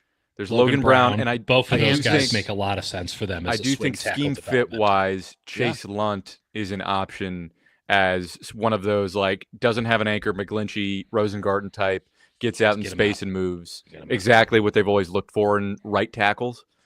He's still there too. But they need a swing, and I think Brown or Travis make perfect sense. You don't want to start them. You can delude yourself into thinking that they're going to turn into a starter down the line. Maybe they will, maybe they won't. But you put them as you swing tackle year 1, let them do the development, let them get an entire training camp at left tackle because Trent Williams sure as hell ain't going to be doing training camp at left tackle. And those would be good picks. And I would get after that sooner rather than later, given where we're at with tackle. Otherwise, you're ending up with Carson Vinson, who I love his feet, but like, oh boy, I mean, that might be a 5-year project. He might as well be in the NFL international development program. Carson, I think going tackle at 113 makes a whole lot of sense. Yeah. Oh, and by the way, they need a safety. They need another defensive tackle. I guess they don't need an outside corner though. See, I would say at this point, the way the draft, like my biggest complaint, if John Lynch and Kyle Shanahan were sitting here, Krug, you have opinions. Give us our grades. Grade us out on the job that we did. Not that they would ever ask me to grade them out, but if they did, I would say I like what you did. I just didn't feel like you got like any examples of truly great value. I didn't think there was great value in any of your picks. Where I look at the Baltimore Ravens and I see a team that got great value for what they did. And it's like, that would be my one complaint. I mean, it's like the Ravens get Malachi. They're at 27. They get Malachi Starks. Oh my God, the guy's a 3-year starter. He's an amazing player. I don't know if he was the best safety on his own team. Well, you like Dan Jackson? Yeah, Dan Jackson's a really good player. And I like Dan Jackson too, but Malachi Starks was like one of the biggest. He was the number 1 recruit in the entire recruiting year that he came out. And I thought he played like the alpha that he was. I think he is an alpha. I don't think he's a hitter, but I love him. And then Mike Green with the 27th pick of the 2nd round because you're willing to take a gamble on character. And then Emory Jones, who I think is a really talented offensive tackle as well. Some people think he's a guard. I like Emory Jones. But I mean, you got 3 players that I think were value, and the Niners just don't. They wind up reaching. I mean, I like the Stout. I like the Martin, but they're both projected. Martin was projected to go in the 5th round. You took him in the 3rd. This kid Stout was projected by Kuiper. He really liked him in the 6th round. You took him at the end of the 3rd. So I just felt like the Niners, my one complaint would be like, John, Kyle, you guys once again fall in love with certain guys, and then you don't trade back, and you overdraft them, and you waste draft capital and you don't maximize. Yeah. Instead, if you traded back a little bit, you might have been able to get a couple of these guys on day 3 and have a couple more picks to trade for Bryce Huff or Michael Mayer or Jamison Williams or, Jalen Ramsey or, and I do think they're going to trade for a veteran this weekend, but they need a lot. They need a lot. Yeah. I would have loved to have seen them not be so tied to certain guys and trade and have more bites of the apple. And especially, it's really bizarre that they don't see the value in that, considering they only really still have their jobs because of a Mr. Irrelevant draft choice. Right. So why wouldn't they see the value of 7th round picks? They should see it more than anybody. They've got a few. I would say Michael was great value. I know we disagree on that. We don't have to rehash that, but I would say Michael's incredible value in the fact that he was there at 11. Outstanding pick. I agree with you on Alfred Collins. You could probably trade back. I also think Trey Amos is just falling to the Commanders at 61 is outrageous. He was my guy the whole process. I think 43, you could have tried to move back, but there's also teams probably trying to fleece them a little bit, knowing that they've, no one wanted to trade up. You look at the trade ups, and there was such minimal value for so many of those teams. I mean, after what the Jaguars gave up to go to 2, everyone else was like, what was the trade with the Chiefs and the Eagles? It cost them almost nothing to move up a spot. Why did they move up a spot? Because they were afraid that the Chiefs were going to take Jihad Campbell. Yeah. Or they thought someone was going to move above them, and the Chiefs probably were shopping that to everybody, and they're like, well, damn, we can give up that. That's almost nothing to move up a spot. Yeah. Meanwhile, the Chiefs getting Josh Simmons at 32, who, if his knee works, is the steal of the draft. Oh, I thought the way the whole first round ended was real value. We're going to get I want your guys' thoughts on a couple of the stories around the league, but let's hit some of the supers and we'll get these out of the way. Eric Darby says Krug is the man. O-line tomorrow, maybe. Yeah, possibly. Better. Thank you, Eric, for the kind words. Grant says, who cares how much a player loves football? You know who doesn't overthink it and just takes the best player? Howie Roseman. It does matter. I know I hear what you're saying. Jalen Hurd did not want to play football. Yeah, I hear what you're saying, but generally, the old scout used to say to me something that I found to be very, very true, which is everybody's looking at their watch. You're either looking at your watch at the facility going, I should get home, or you're looking at your watch at home going, I should get to the facility. Which kind of guy are you? And if you're the guy who's always looking to go home, then maybe you don't love the process of football. And how much you love it, it doesn't matter maybe if you're special teamer or something, but if you're the quarterback, it sure as hell does matter. And if you're a key offensive cog, it matters for sure. James Foster says arm length. Collins, 35 inches. Williams, 34 3/8 inches. Leverage in the run game. No question. No question. And you heard Lynch there say that. He kind of referenced that. Hey, we haven't had guys with this kind of length and this kind of athleticism. They haven't had the beef, the pure beef. Oh, wow. Come on. A long time. It'll be fascinating to see if Chris Cassera can adapt to that, because these are different bodies for a system that has gotten a little high on its own supply and maybe gotten away from some of these athletic traits that everyone else seems to value, and they go, oh, no, we don't need that because we got the system. Clearly, there's a repudiation in these picks to a degree, but Cassera also has to coach it up, has to use that length, because if they're just still expecting these guys to run past offensive linemen one gap and go, and hopefully you don't get touched when you're back there, it doesn't matter how long your arms are unless the running back's going right past you and you need that extra length. Yeah, it's going to be really interesting to see throughout tomorrow and after the draft who the Niners sign as undrafted, because this is a great defensive tackle depth draft. And I never could remember the kinds of talents that are projected to not be drafted. This year there's some really good names on that list. And I would imagine the Niners are going to have almost their pick of the undrafted market. MSQ says, can you give me pro comps for each pick? Wow, that's tough. I would say Willie McGinnis for Michael Williams. I like the Bruglers for Michael Williams, which was Jason Pierre-Paul. I think there's great power, length, and arm length. Pierre-Paul had crazy arm length, and this guy does have crazy arm length. He also weighs and like I could 20 see more and, pounds. yeah, Pierre-Paul weighs 20 more pounds. Is that what you're saying? Pierre-Paul was like 240. Oh, well, he finished at 270, but yeah, I mean, maybe okay. So Pierre-Paul was lighter earlier. Big guys though, and Pierre-Paul, of course, lost some fingers. Oh, he did finish at 275. God dang. Yeah, he was finished. He was. That's a good one. That's a good one.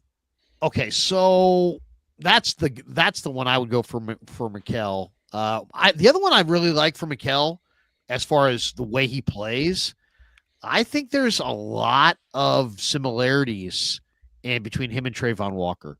A lot of similarities. I think Trayvon Walker may be the bit bigger, more explosive talent, but a lot of similarities. A lot of similarities. Walker has more big, bend. Strong. Yeah, Trayvon thick. Walker went 1-1 overall for a reason. Guys who carry a lot of weight, 270 plus on a 6'5" frame, and also not the most broad. They're more narrow, athletic looking guys. As far as Collins goes, wow, that's a tough one. Who's a big 6'5"? Dexter Lawrence is the best case scenario there. I don't see the pass but rush. he's way thicker, isn't he? This guy's like big, like a basketball player. Yeah. Jonathan Hankins isn't the right answer, but there's like Hankins is a true gap plugger. Yeah. It's like a Leon Letts kind of body. He's got kind of a Leon Lett body. 6'6". That was a long time ago. I'd say like 6'6", a skinny. I maintain skinnier T'Vondre Sweat. They high had cut there. He's high cut though, so I would say he kind of reminds me of tall Grady Jarrett. Yeah, I mean, there's like, with the 95, Chris Jones didn't weigh that much, and comparing anyone to Chris Jones, but there's a tiny bit of that. Nick Martin comparison. Jordan McGee. Malcolm Rodriguez, if you want to be positive. Probably Dayon Henley, the Chargers linebacker, if you want to be positive. Brian Asamoah, if you want to be negative. There's actually, Larry, to your credit, like there are a lot of 6 foot tall, 220-pound linebackers, and you want to talk about hit or miss, man.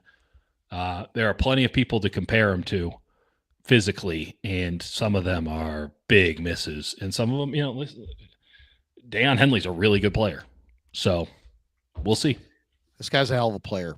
He kind of reminds me a little bit of like a Derek Brooks as far as outside backer, but can play inside, can really run, very strong, very athletic. Derek Brooks was 6 feet, 230. This guy's 5'11", 220.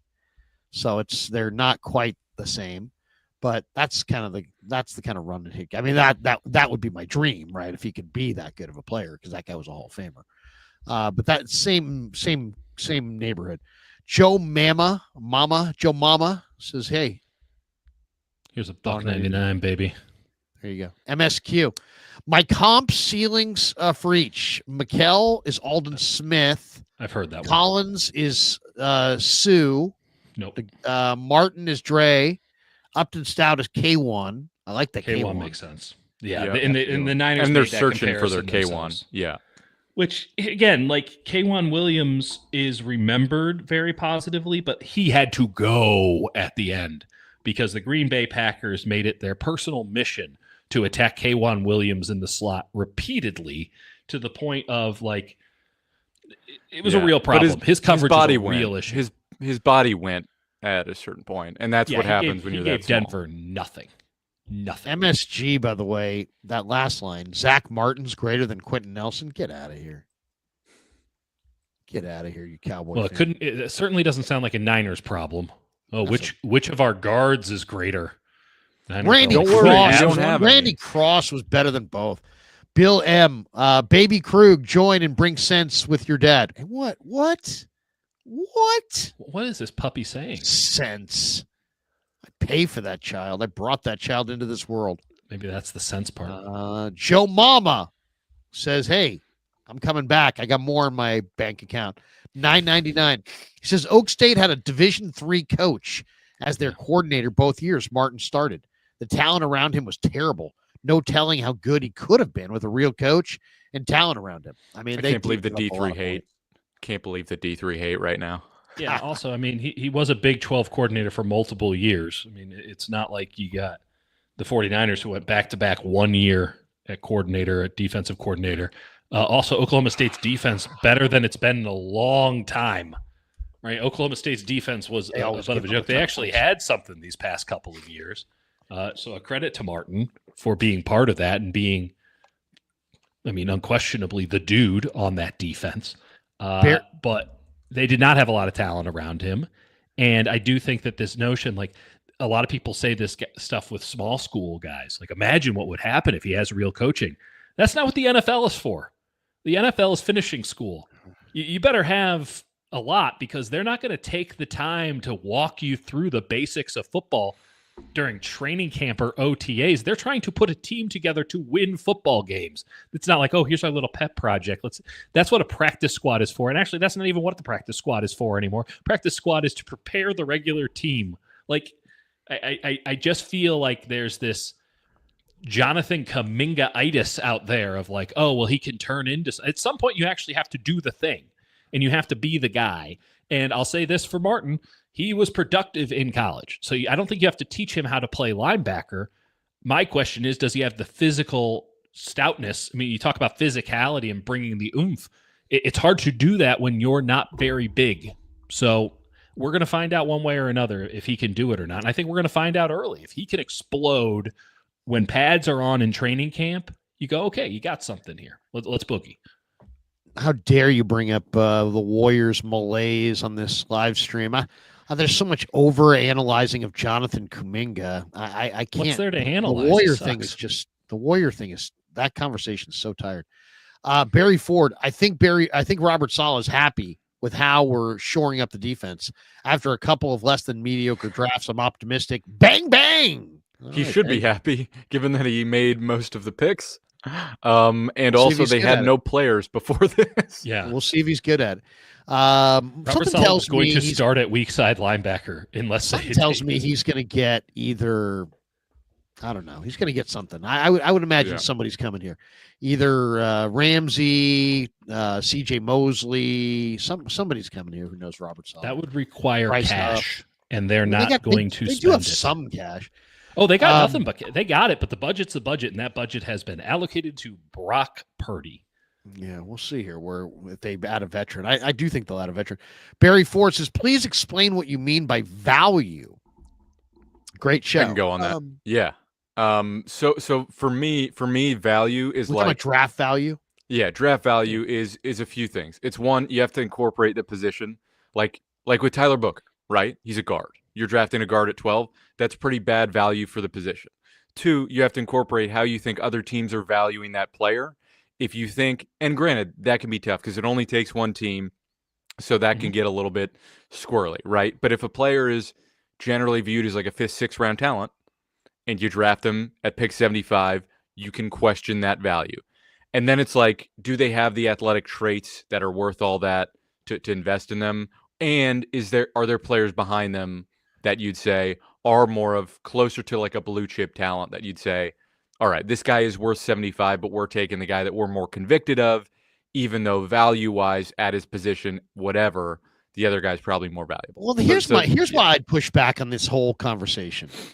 Because the value tied to the rankings and where the players are, the premise of where they're supposed to go, is oftentimes tied to measurements, and the measurements are oftentimes fluid. I mean, I believe Dre Greenlaw's year coming out of Arkansas, the rank and file NFL testing on him showed him at like 4.73, and the Niners had another scout roll in there that they claimed got a 4.5 number on him, but like his official number GPS for running numbers. I was going to say they don't even use most of these measurables. They've got their own GPS. My point is like if two different scouts can get that different of a picture of a guy's physical capabilities, that's a dramatic difference. So that the value is speculative. Everything on these guys is somewhat speculative. And then there's a lot of lying, by the way, and there's a lot of interpreting. Like a lot of people, I mean, heck, ESPN spent 5 different segments probably in the last 2 nights telling us endlessly why it's so shocking that Shador Sanders has not gone. Because Kuiper's invested. It is legitimately a little shocking, though. Well, we can talk about it, but I mean, Kuiper compared him to Joe Montana. So, I mean, I think Kuiper's got tons of egg on his face because I think the NFL scouting community is telling Mel that they don't value Shador anywhere close to where Mel had him valued. And I think Mel, and once again, if your premise is wrong, your conclusion's wrong. Joe Montana was a 3rd-round pick, should be noted. Yeah, but I mean, was that the point? I mean, Joe Montana has a value. Anybody who's a 3rd-round pick. I don't think it's obscene to say that, hey, Shador Sanders, what is he good at? I think he's accurate, and I think that he has poise under pressure. How would you describe Joe Montana's game? Accuracy and poise under pressure. I don't think Shador is really accurate. I really when you watched him play in the bowl game under pressure, he didn't throw with accuracy. I think his accuracy is all underneath. Bowl game. I think his completion percentage was a product of the offense. He doesn't have consistent mechanics in the pocket. He doesn't make consistent decisions in the pocket. He takes off. The arm strength is totally mediocre. The mobility is subpar. And that's why he's not getting drafted. The arm strength is subpar. I mean, I really think he's going to get drafted exactly where he ranks with this quarterback group, I should say. I had him well beneath these other guys. I do not see Shador. I didn't understand what the allure of his, I watched Cam Ward. I knew Cam Ward was great. This talk that Cam and Shador, I was like, no. Cam is the guy. Shador is just a guy.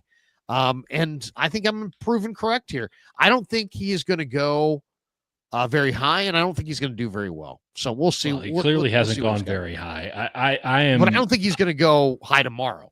I think he's probably going to wind up in the 5th or 6th round. So the teams that needed a quarterback clearly didn't like him for, I think, a lot of the reasons, right? There's not a lot of projectability there, and there's a lot of stain in the game that you can harbor, right? You can look at it. Also, you can convince yourself of all the reasons that you shouldn't take him. So the teams that needed a quarterback, right? Like Pittsburgh has passed on him now like 4 times. Obviously, Tennessee passed on him. The Giants passed on him. They traded up to get Jackson Dart. The Saints passed on him, and they took Tyler Shugg. And then Seattle, who I don't know if they needed a quarterback, but they took Jalen Milroe. Like in that, those teams that need a quarterback said, no, we're not interested. And now the other teams that are there, it's like, well, now you're taking a quarterback on projectability, right? Like, hey, we got to get a backup. Let's get somebody who has this potential to just absolutely explode. He doesn't have projectability. He's the guy who, we can disagree on this, has the high floor. He comes in and he's just going to competently run your offense. That's not what anyone's looking for now in these current rounds. So once we got to the point where the teams that don't need him passed on him, now it's anybody, and it's just who's willing to take a guy who's a 3rd-string quarterback for their team. Someone will do it, but the draft did not, the way that the draft fell didn't do him any favors. He didn't get any of the teams that needed to take him based on his skill set to fall in love with him. I mean, people are acting like it was a surprise. Tyler Shuck throws lasers. He's a 6'5", 230-pound guy who throws absolute rocket. Baby, you don't need to tell me. I thought Shuck was a 1st-rounder. Yeah, I mean, so they were like, well, how could he go in front of Shador? Are you kidding me? Are you watching? One guy can throw lasers. The other guy's got totally marginal. Plus, he's gonna be able to get retirement, Social Security earlier than Shador because he's only like 3 or 4 years away. So that's right. He's a year or two older. You got to bring in a veteran quarterback as a backup, and this one's ride in the draft. The prom, probably, right? Yeah. Exactly. MSQ says I'm also a Niner SFG Sack Kings fan. LOL, Apologies. And both are from Notre Dame. Okay, there you go. Thank you, MSQ. Okay. the needs once again were All defensive tackle, defensive end, linebacker, free safety, corner, kicker. That's a veteran need. Offensive line, wide receiver, running back, tight end. Larry, it would legitimately take less time to list off the non-needs. Do they have any non-needs? I mean, So by the way, what's- I'll tell you, what's they had the a primary non-need at need going slot into tomorrow? corner, and they still took one. What's the primary need? I think a running back would be a really good value around this. I don't think that's the number one need. I think they need to get an offensive lineman. Answer the question. I know. It's a swing tackle would be ideal, or someone who can play guard or tackle. That's like, I think, one thing they should really come out of the next pick with. Okay, so if I show you guys ESPN's whatever best remaining, so here's the best remaining, and it's interesting you said wide receiver, Jake, because a lot of their top guys are wide receivers. Jalen Royals, really good player from Utah State. Yeah, Jalen Lane, very fast receiver from Virginia Tech. And Kyle's going to really like Jalen Lane's film. That's a guarantee. Maybe Joshua Farmer, to me, seems like he's for a long arm tackle who can pretty good player. I think he's a steal right here. But then there's Scattaboo. Don't really love Scattaboo, but there's a lot of people. He's like he'd be a very popular pick. Yeah. But now you got some other backs. Dylan Sampson is a really good football player. Fumbles a lot, but yeah. Braden Swinson is a really good edge rusher, I think. Miles Frazier could be a sneaky good option. They really like Miles Frazier. He can play both guard and tackle, both left and right. We're big fans of Torrey Horton over here, too. Yep. A lot of people like Torrey Horton. Ty Robinson from Nebraska had the fastest 40 among all the defensive linemen. If you have big Alfred Collins, do you then go for a guy who plays a smaller bodied guy who plays opposite him? Then you have DJ Giddens. You got Billy Bowman. He's tiny though. What do you think of this? Is this the Niners' 4th round pick, Alec Ayamanor or Ayamanor? Well, I was pretty convinced, guys, that he was going to be their pick at 100. He very well could be their pick, and I'm not the biggest fan of him. Yeah, I wouldn't begrudge them for taking him here. It was the 2nd round talk that I was like, he's not. Yeah, 75. I was worried. 113, sure. Yeah. Looking at the best available, I mean, Jack Sawyer, if you like him, Cody Simon, JJ Pegues. I really like this back, Damian Martinez. Yep. Yeah, he doesn't fit their scheme, though. But I really like him. He's got great power. He's so much fun. Yeah, he's one of my favorites. This tight end from Georgia Tech's a pretty good player. Kyle Kennard. To me, Kennard is a steal right now. He's the SEC Defensive Player of the Year. The guy did it against the Will Campbells of the world. He was the Defensive Player of the Year in the conference. He didn't test great, and suddenly he's there in the 4th round. Larry, if you want your thumper safety, there's Lathan Ransom out of Ohio State. I really don't like Lathan Ransom. I know. He's David Walker. I like David Walker. I don't. No. No, I just don't get it. I don't. I see. It's like, dude, cool, Jared you Ivey were able and to beat Peebles? Missouri State. Who would you guys Peebles. want? Who do you want to prioritize on? Who are you looking for on? I think the Miles 4th round? Frazier or Logan Brown, either one of those guys. Logan Brown or would be solid. Travis for me. Yeah, Jalen Travis is awesome too. I mean, I have him pretty high up. What about Cam Williams from Texas? No, I don't like him personally. He's not my cup of tea. I describe him as almost something. You like Logan Brown, Dom Pooney's teammate from Kansas, pretty athletic. Yeah, like an off-brand Fuaga. Yeah, he is. There's a projectability there that I think has to be part of the calculus for the 49ers when they're doing a swing tackle. He's a blue chip athlete.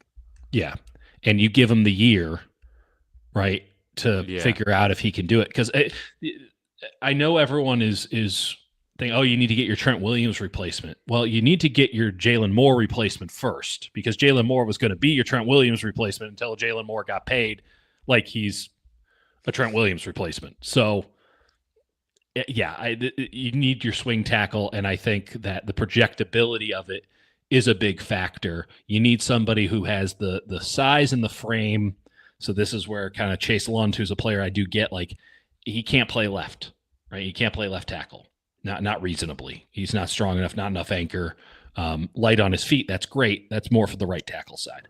So Do you you want need a somebody. receiver? Do you guys want Well, a receiver? I think Torrey Horton would be a great weird. pick for them if they could wait a little bit because they need an X receiver. I know they signed a X receiver. He's not going to be available for the games that you really need an X receiver because he decided to get a DUI. So which receivers do you guys like? I mean, to me, there's several interesting ones. I mean, Jalen Royals, great talent. Royals would be fantastic. Horton is Isaiah great. Bond is an Stay away from unbelievable. me. You got to stay away from me. on some off the field stuff.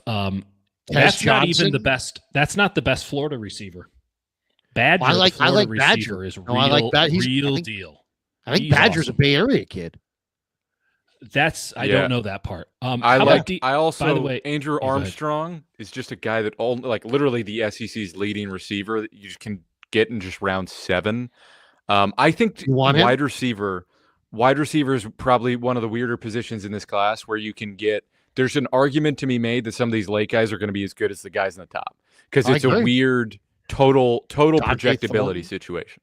Nick Nash. Deontay Thornton would be great because when you're drafting him now, and I thought Deontay Thornton had a reasonable argument to be a top 100 pick, even though he's not caught even like 40 balls. Fourth, but he's huge and fast. He's 6'5" and he runs 4.30. If you draft him in like the 5th round, you can just say, "Oh, all we need him to do is run clear out routes," because there's no 100%. way the safety's not going with him. Like, I'm sorry, like it doesn't matter if they've never thrown the ball to him once. The safety's coming because the corner is not going to be attached to him. So the safety's going to have to go over that direction. So you're looking for someone who can fill a role on day 3, which is absolutely what the 49ers should be thinking about. I'll tell you what, the 49ers run a lot of clear out routes. Brandon Ayuk can attest to that. He ran them one of the almost funniest exclusively for 2 years. Thornton would one be of the funniest incredible at it. stats about Thornton is that like he led the country in average per catch. Every single catch was like 28 yards per catch because he had like 330 receiving yards or something, but like every single ball he only caught like 20 passes, but like every single ball was like a 30-40 yarder. Don't let him go to Buffalo. Don't let him go to Buffalo. He is what was 13 on Buffalo? Apologies.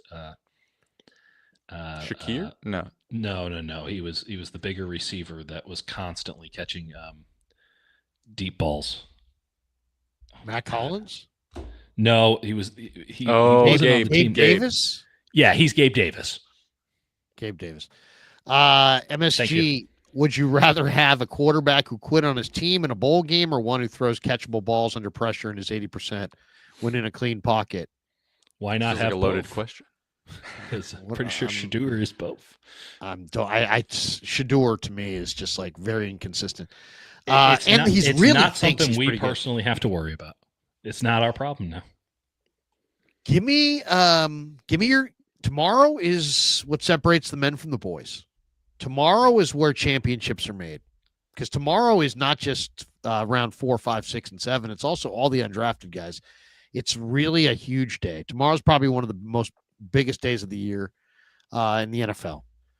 Who do you give me somebody that you want the Niners to take tomorrow with one of their picks?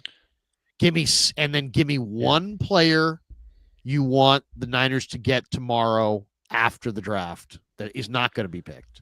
I really like this linebacker out of Oklahoma State, Nick Martin. I think he'll be available as an undrafted free agent, Larry. So I'm feeling good about that one. Somebody to take tomorrow.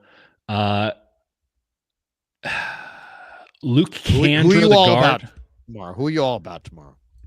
Tomorrow, I mean, I'm all about Elijah Badger tomorrow. I think I'm all in on him. He got my stamp in the draft guide. I think That's a Elijah great call. Badger. I have not heard you talk about him. Yeah, I kind of came onto him a little bit late. I've liked this player for a long time. Reminds me a little bit of Jawan Jennings. He just reminds me of Jawan Jennings.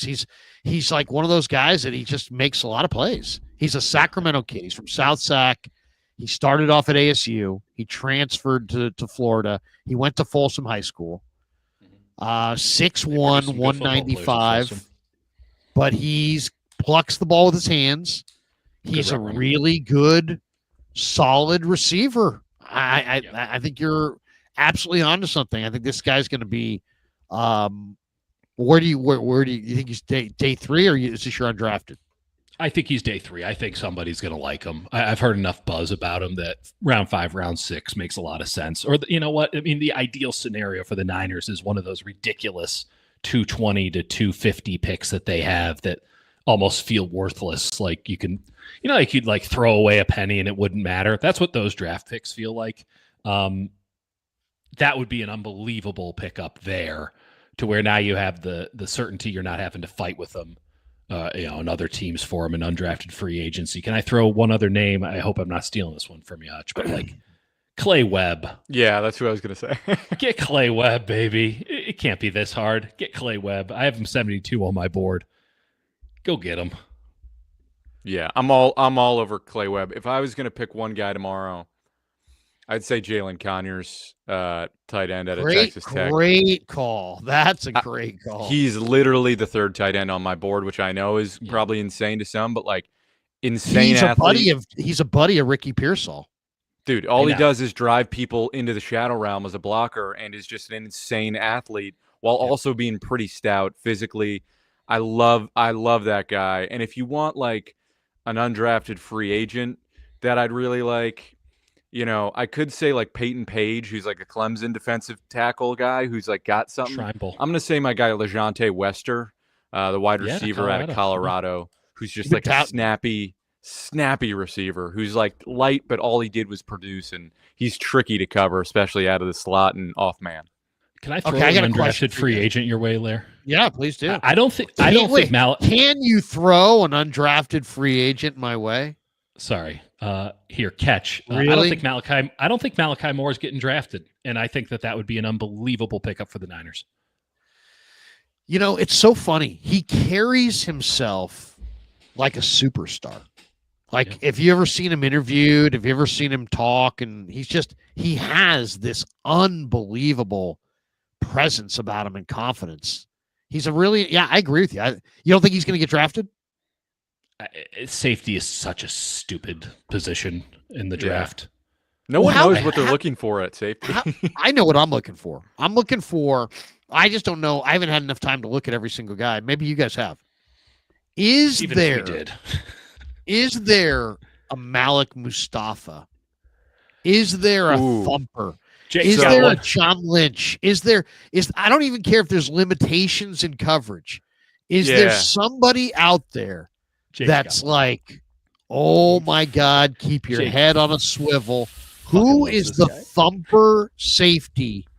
Because to me, I'd like a day 3. It doesn't have to be a draft pick, to be an undrafted guy. I want a thumper safety. He's about to give you a name that you have never heard before. Maxon Hook out of Toledo.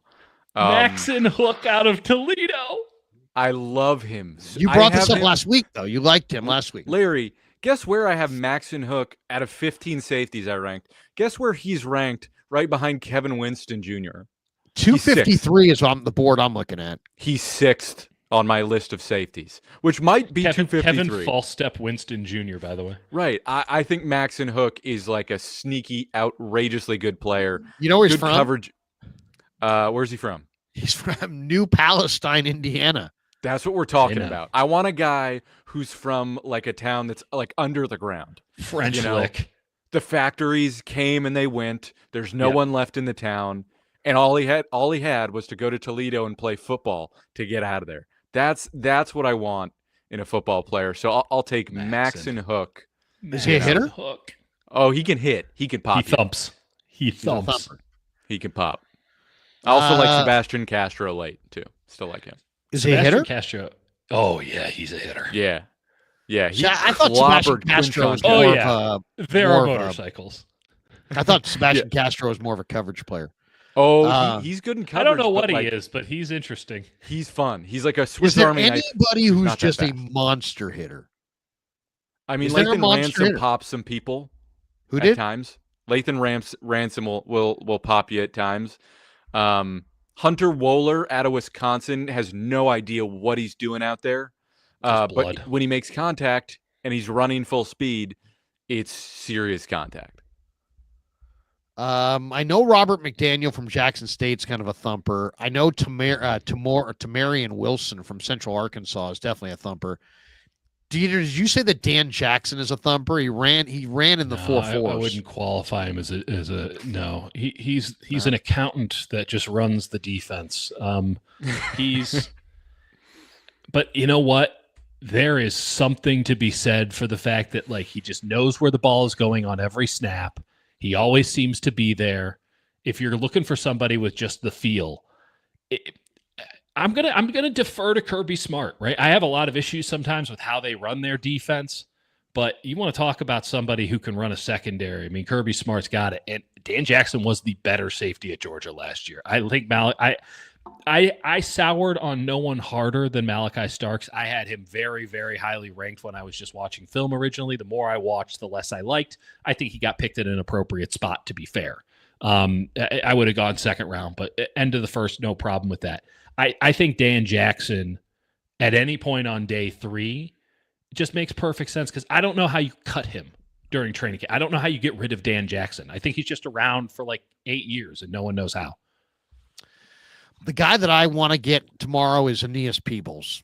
I want to get a pass rusher like Peebles, and I just think that they're gonna have a bunch of odd shaped rushers. That's all right. Who cares? Different body types, baby. Exactly. And He's then a the guy that I he's love like is a an Weeble. undrafted guy.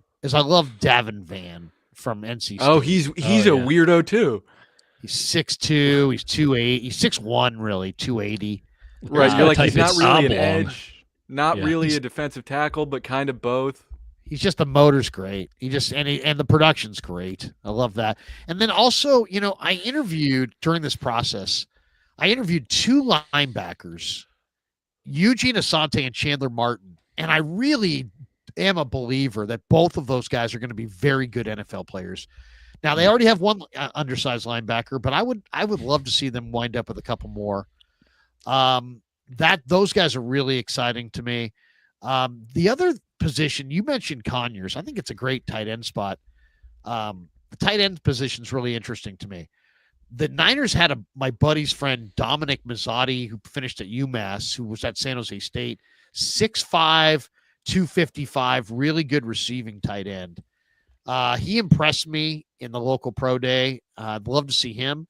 And then the other guy that really, there's a lot of good tight ends in this draft, but this Aronde Gadsden from Syracuse is just so intriguing to me.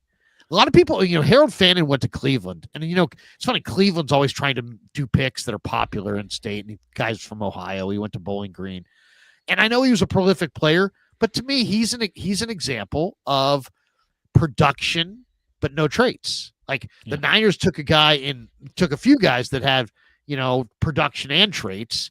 I don't think Mikkel has production. I think he only has traits, but I think Fannin's got only production and no traits. So I was very surprised at his drafting. I thought Gadsden would go in front. Gadsden's bigger. He's an inch taller. He's 10 pounds heavier. He's faster. He's more dynamic. He's really intriguing. I thought Gadsden he's a different kind of a tight end. He's not really a tight end. He's more like a jumbo receiver. But I really like Gadsden. I think he's going to be a good player for somebody. So I would say, and then I'm a big fan of Nash Hutmacher as a nose guard because he's a wrestler. Because of the wrestling background, but also because of how well he played in the All-Star games. I thought he played really well in the All-Star games against good competition. I think he's a solid day 3 nose guard. He's not going to give you any pass rush, but I think he could definitely hold the point. He's very strong. So that's a guy that I'm looking for. I also love one of the biggest sleepers in the day 3 of the draft is the Maryland defensive tackle Phillips.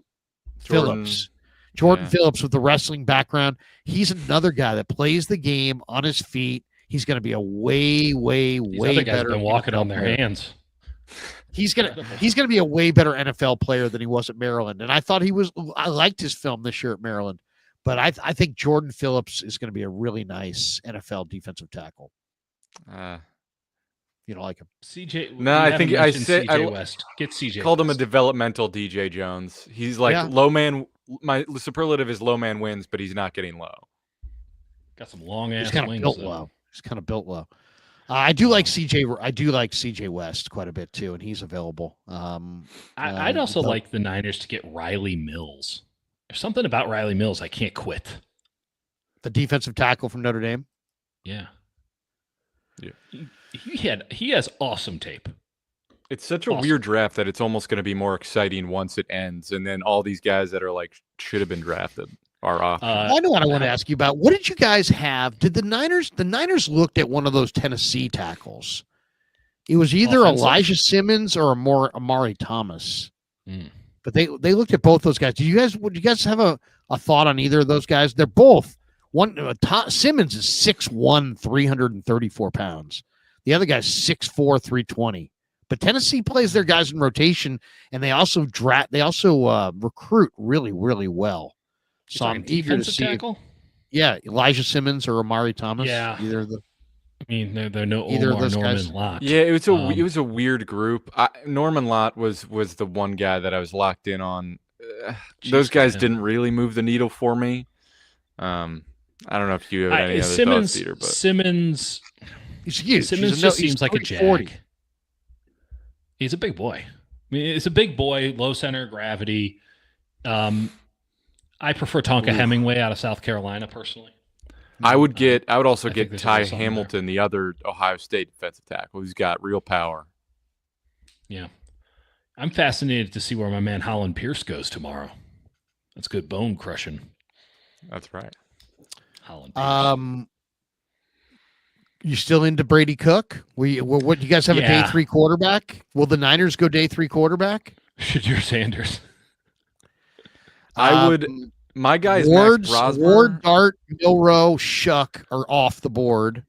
Yeah. So that means Sanders, Ewers, Howard. Did Will Howard go today? No, he didn't. He's my favorite left. He's my He's Kyle McCord, like Dylan Gabriel went today. Riley Leonard. Dylan Gabriel. That's got to be the worst pick of this draft. Year of our Lord 2025. Is there okay? Let me ask you this. Maybe this would be the last question. Okay. Is there a prospect in this process that really surprised you? And now here we are on the beginning of day 3, and you're like, man, I didn't think anything of this guy. And now I'm really intrigued to see where this guy winds up tomorrow. Who would that be for you? Oh, that's a specific question. Yeah, I mean, Jalen Travis. I initially wrote him off, and then I watched him more, and I was like surprised at how light on his feet and how clever he was with his pass sets and learning in game as a pass blocker. Now, like, there's a little lean-to issue there, but typically I was like not expecting to like him, and as I watched him, I was like, this kid's pretty impressive. I think he's going to go round 4. I'm intrigued by him. There's a couple of options on this one. I'm very interested to see where Smile Mondin goes. He's a linebacker that I feel like I'm a lot higher on than most people. Ironically, because I really enjoyed his 23 film as opposed to his 24. So who's the asshole? And then a player that I haven't pumped up really at all, but I do think is a quality NFL running back is Devin Neal out of Kansas. There's nothing flashy about him. He's just somebody that you give him the ball, he's going to get the job done. He'll just be around for a long time. I'm really interested to see where Devin Neal goes, because I think that there's a circumstance that he can end up in. It's probably a narrow band. There's a circumstance where he can end up on a team and have a really big fantasy football value in 2025. Jake, who you got? I can give you another one.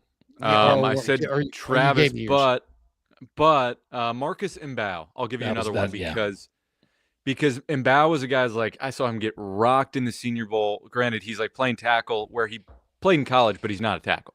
He's Classic Senior Bowl. Let's play him at the wrong position and see what happens. Played at a position, but he is like pretty feisty and it moves in space as well as anyone in this entire class. I think teams are having a hard time being like, what is he? And is he only a center? And we don't value center that highly.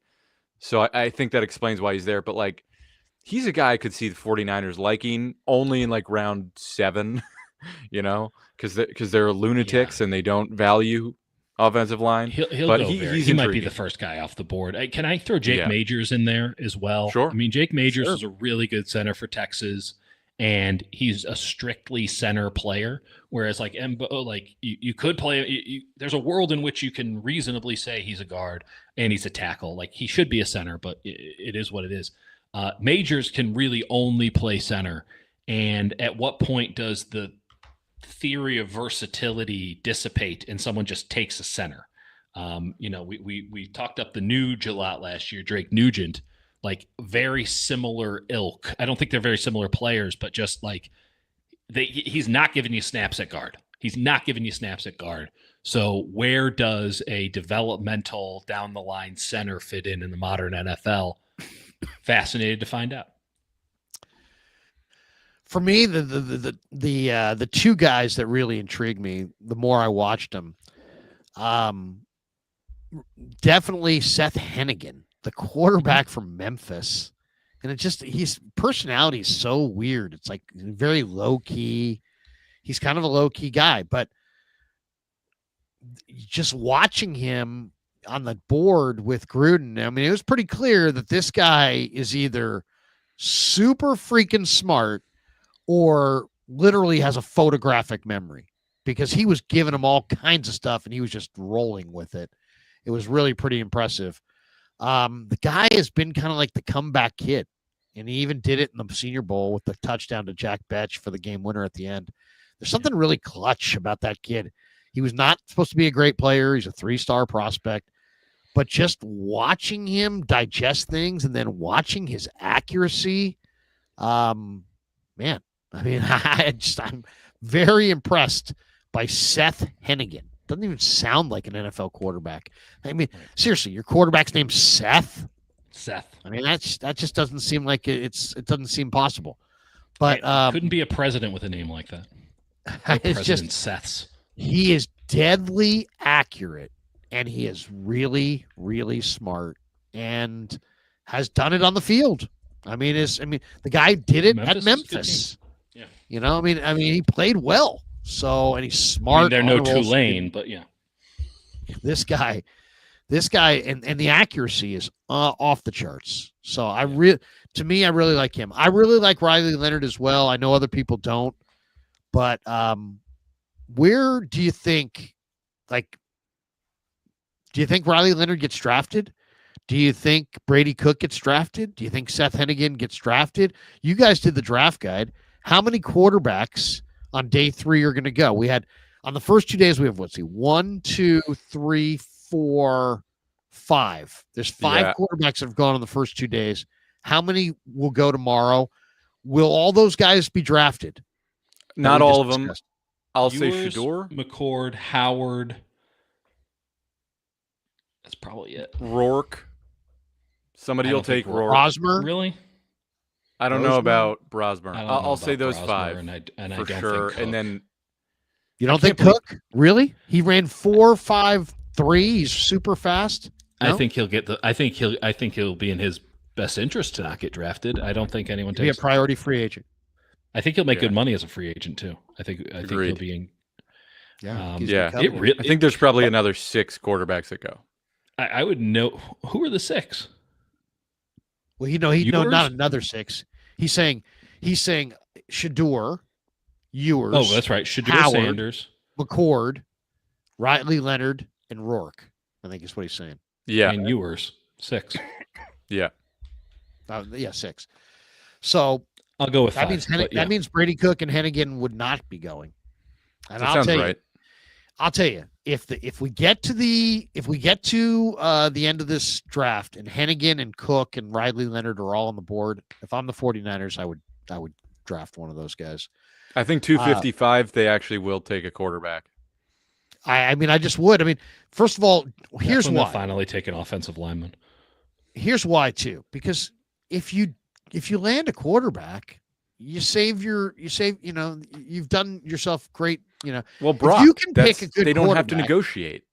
I mean, if I'm right and Seth Hennigan's a real NFL quarterback and you sign him as an undrafted guy or take him in the 7th round, that's a huge gain for your franchise. Huge gain.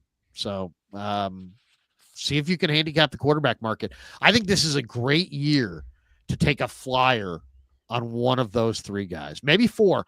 Riley Leonard, Seth Hennigan, Brady Cook, Taylor Elgersma. I might throw him in there as well. The kid from Canada. Canadian kid. Yeah. 6'6" kid with a pretty good arm. All right, guys, we've talked a lot of draft. I think we have one more super. What about Derek Engel from the University of British Columbia? What are we going to do with him? I don't know. Jackson says, Sure. how about Nick Nash in the 5th, the 6th, or 7th round? Sure. Nothing matters. Do whatever the hell you Very want. smooth. MSQ, Cam quit against Iowa State and Sanders 80% in clean pockets. I don't care if he's 100%. He looks terrible. Seventh round is the best round to pick a quarterback. Jay Figs Ramon, what's the best round to pick up a quarterback? No one knows anything about the quarterback position. Just take one in the 7th every year on principle. 100%. Have you guys gotten this as much as me? Cheb says Tua CV Nomura is a linebacker thumper. That's not a real player. No, that is a real player. I know it is. Fresno State. Oh, you don't. You're saying he's not good. No, I'm just saying. Small. He did not make the Seek draft help. guide. He may be a priority invite. Grant said, "Did you see Stephen A's tweet on Shador?" I don't care about what Stephen A. Smith has to say. Yeah, Stephen A. Stephen A. doesn't even know football. Noted at NFL all. draft expert Stephen A. Smith. Stephen A. Smith. Mike Green with 2. What's SA that? charges. What are SA charges? Sexual. Oh. Mike Green with 2 SA charges was drafted. The NFL only cares about if you can play, not a conspiracy.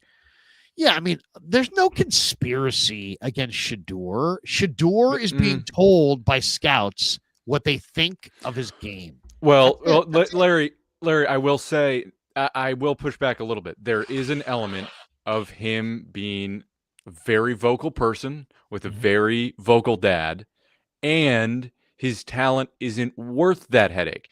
I think he has more talent than he's being valued for, but in combination with, is he going to be a pain if he's the backup? Teams are like, we don't want that headache because we don't think vocal backups aren't good. Exactly. The man has a logo, and the logo is the money sign. Yeah. Right. I guess we could blame that, but I mean, but how he's about an all-time the fact great that at he's Colorado. Not His number's fast, retired. and doesn't have a great arm, and isn't all that great. I mean, His number is retired, Larry. He has to be good. He did have good high completion percentage. Yeah. But there's no conspiracy, and it's like, God, Stephen A. Smith is just the most nauseating human being at this point. All right, that's going to do it for us. Except for Jake, Hutch. were you going to raise your hand and say yes? No, I'm all good. You want to talk about Teddy Buchanan, Jake? No, we're good. All right, that's going to do it for us. Guys, tell people right now, if they haven't ordered the draft guide, how they can go order your guys' draft guide. So go to the Dieter and Hutch YouTube channel, click the join button. That's right. You join as an official Sicko member. It's right there. It's right there. And then follow me. I'm writing on the Hutch Report. It's all in our YouTube channel. It's all there. Hutch Report is my Substack. I'm putting 49ers columns, and then I'll have one for SFGate too. So follow me, follow us on YouTube, and you can get the guide through our channel as an official Sicko member. So many people are doing it. You should do it too. Otherwise, you're going to be left out. It's actually true. There you go. It's a trend. Thank you for the money, people. Thanks to everybody. Thanks to Jake. Thanks to Dieter. Thanks to all of you. Have a great night. The links to the sponsors are in the chat, are in the description below. Thanks to all of you. I'm back tomorrow. It's day 3 of the draft. In the same way I went live after every pick today, I'll go live after every pick tomorrow. Kev will be along. That's really all I have planned for tomorrow. Just a lot of draft. Tomorrow's one of my favorite days of the year.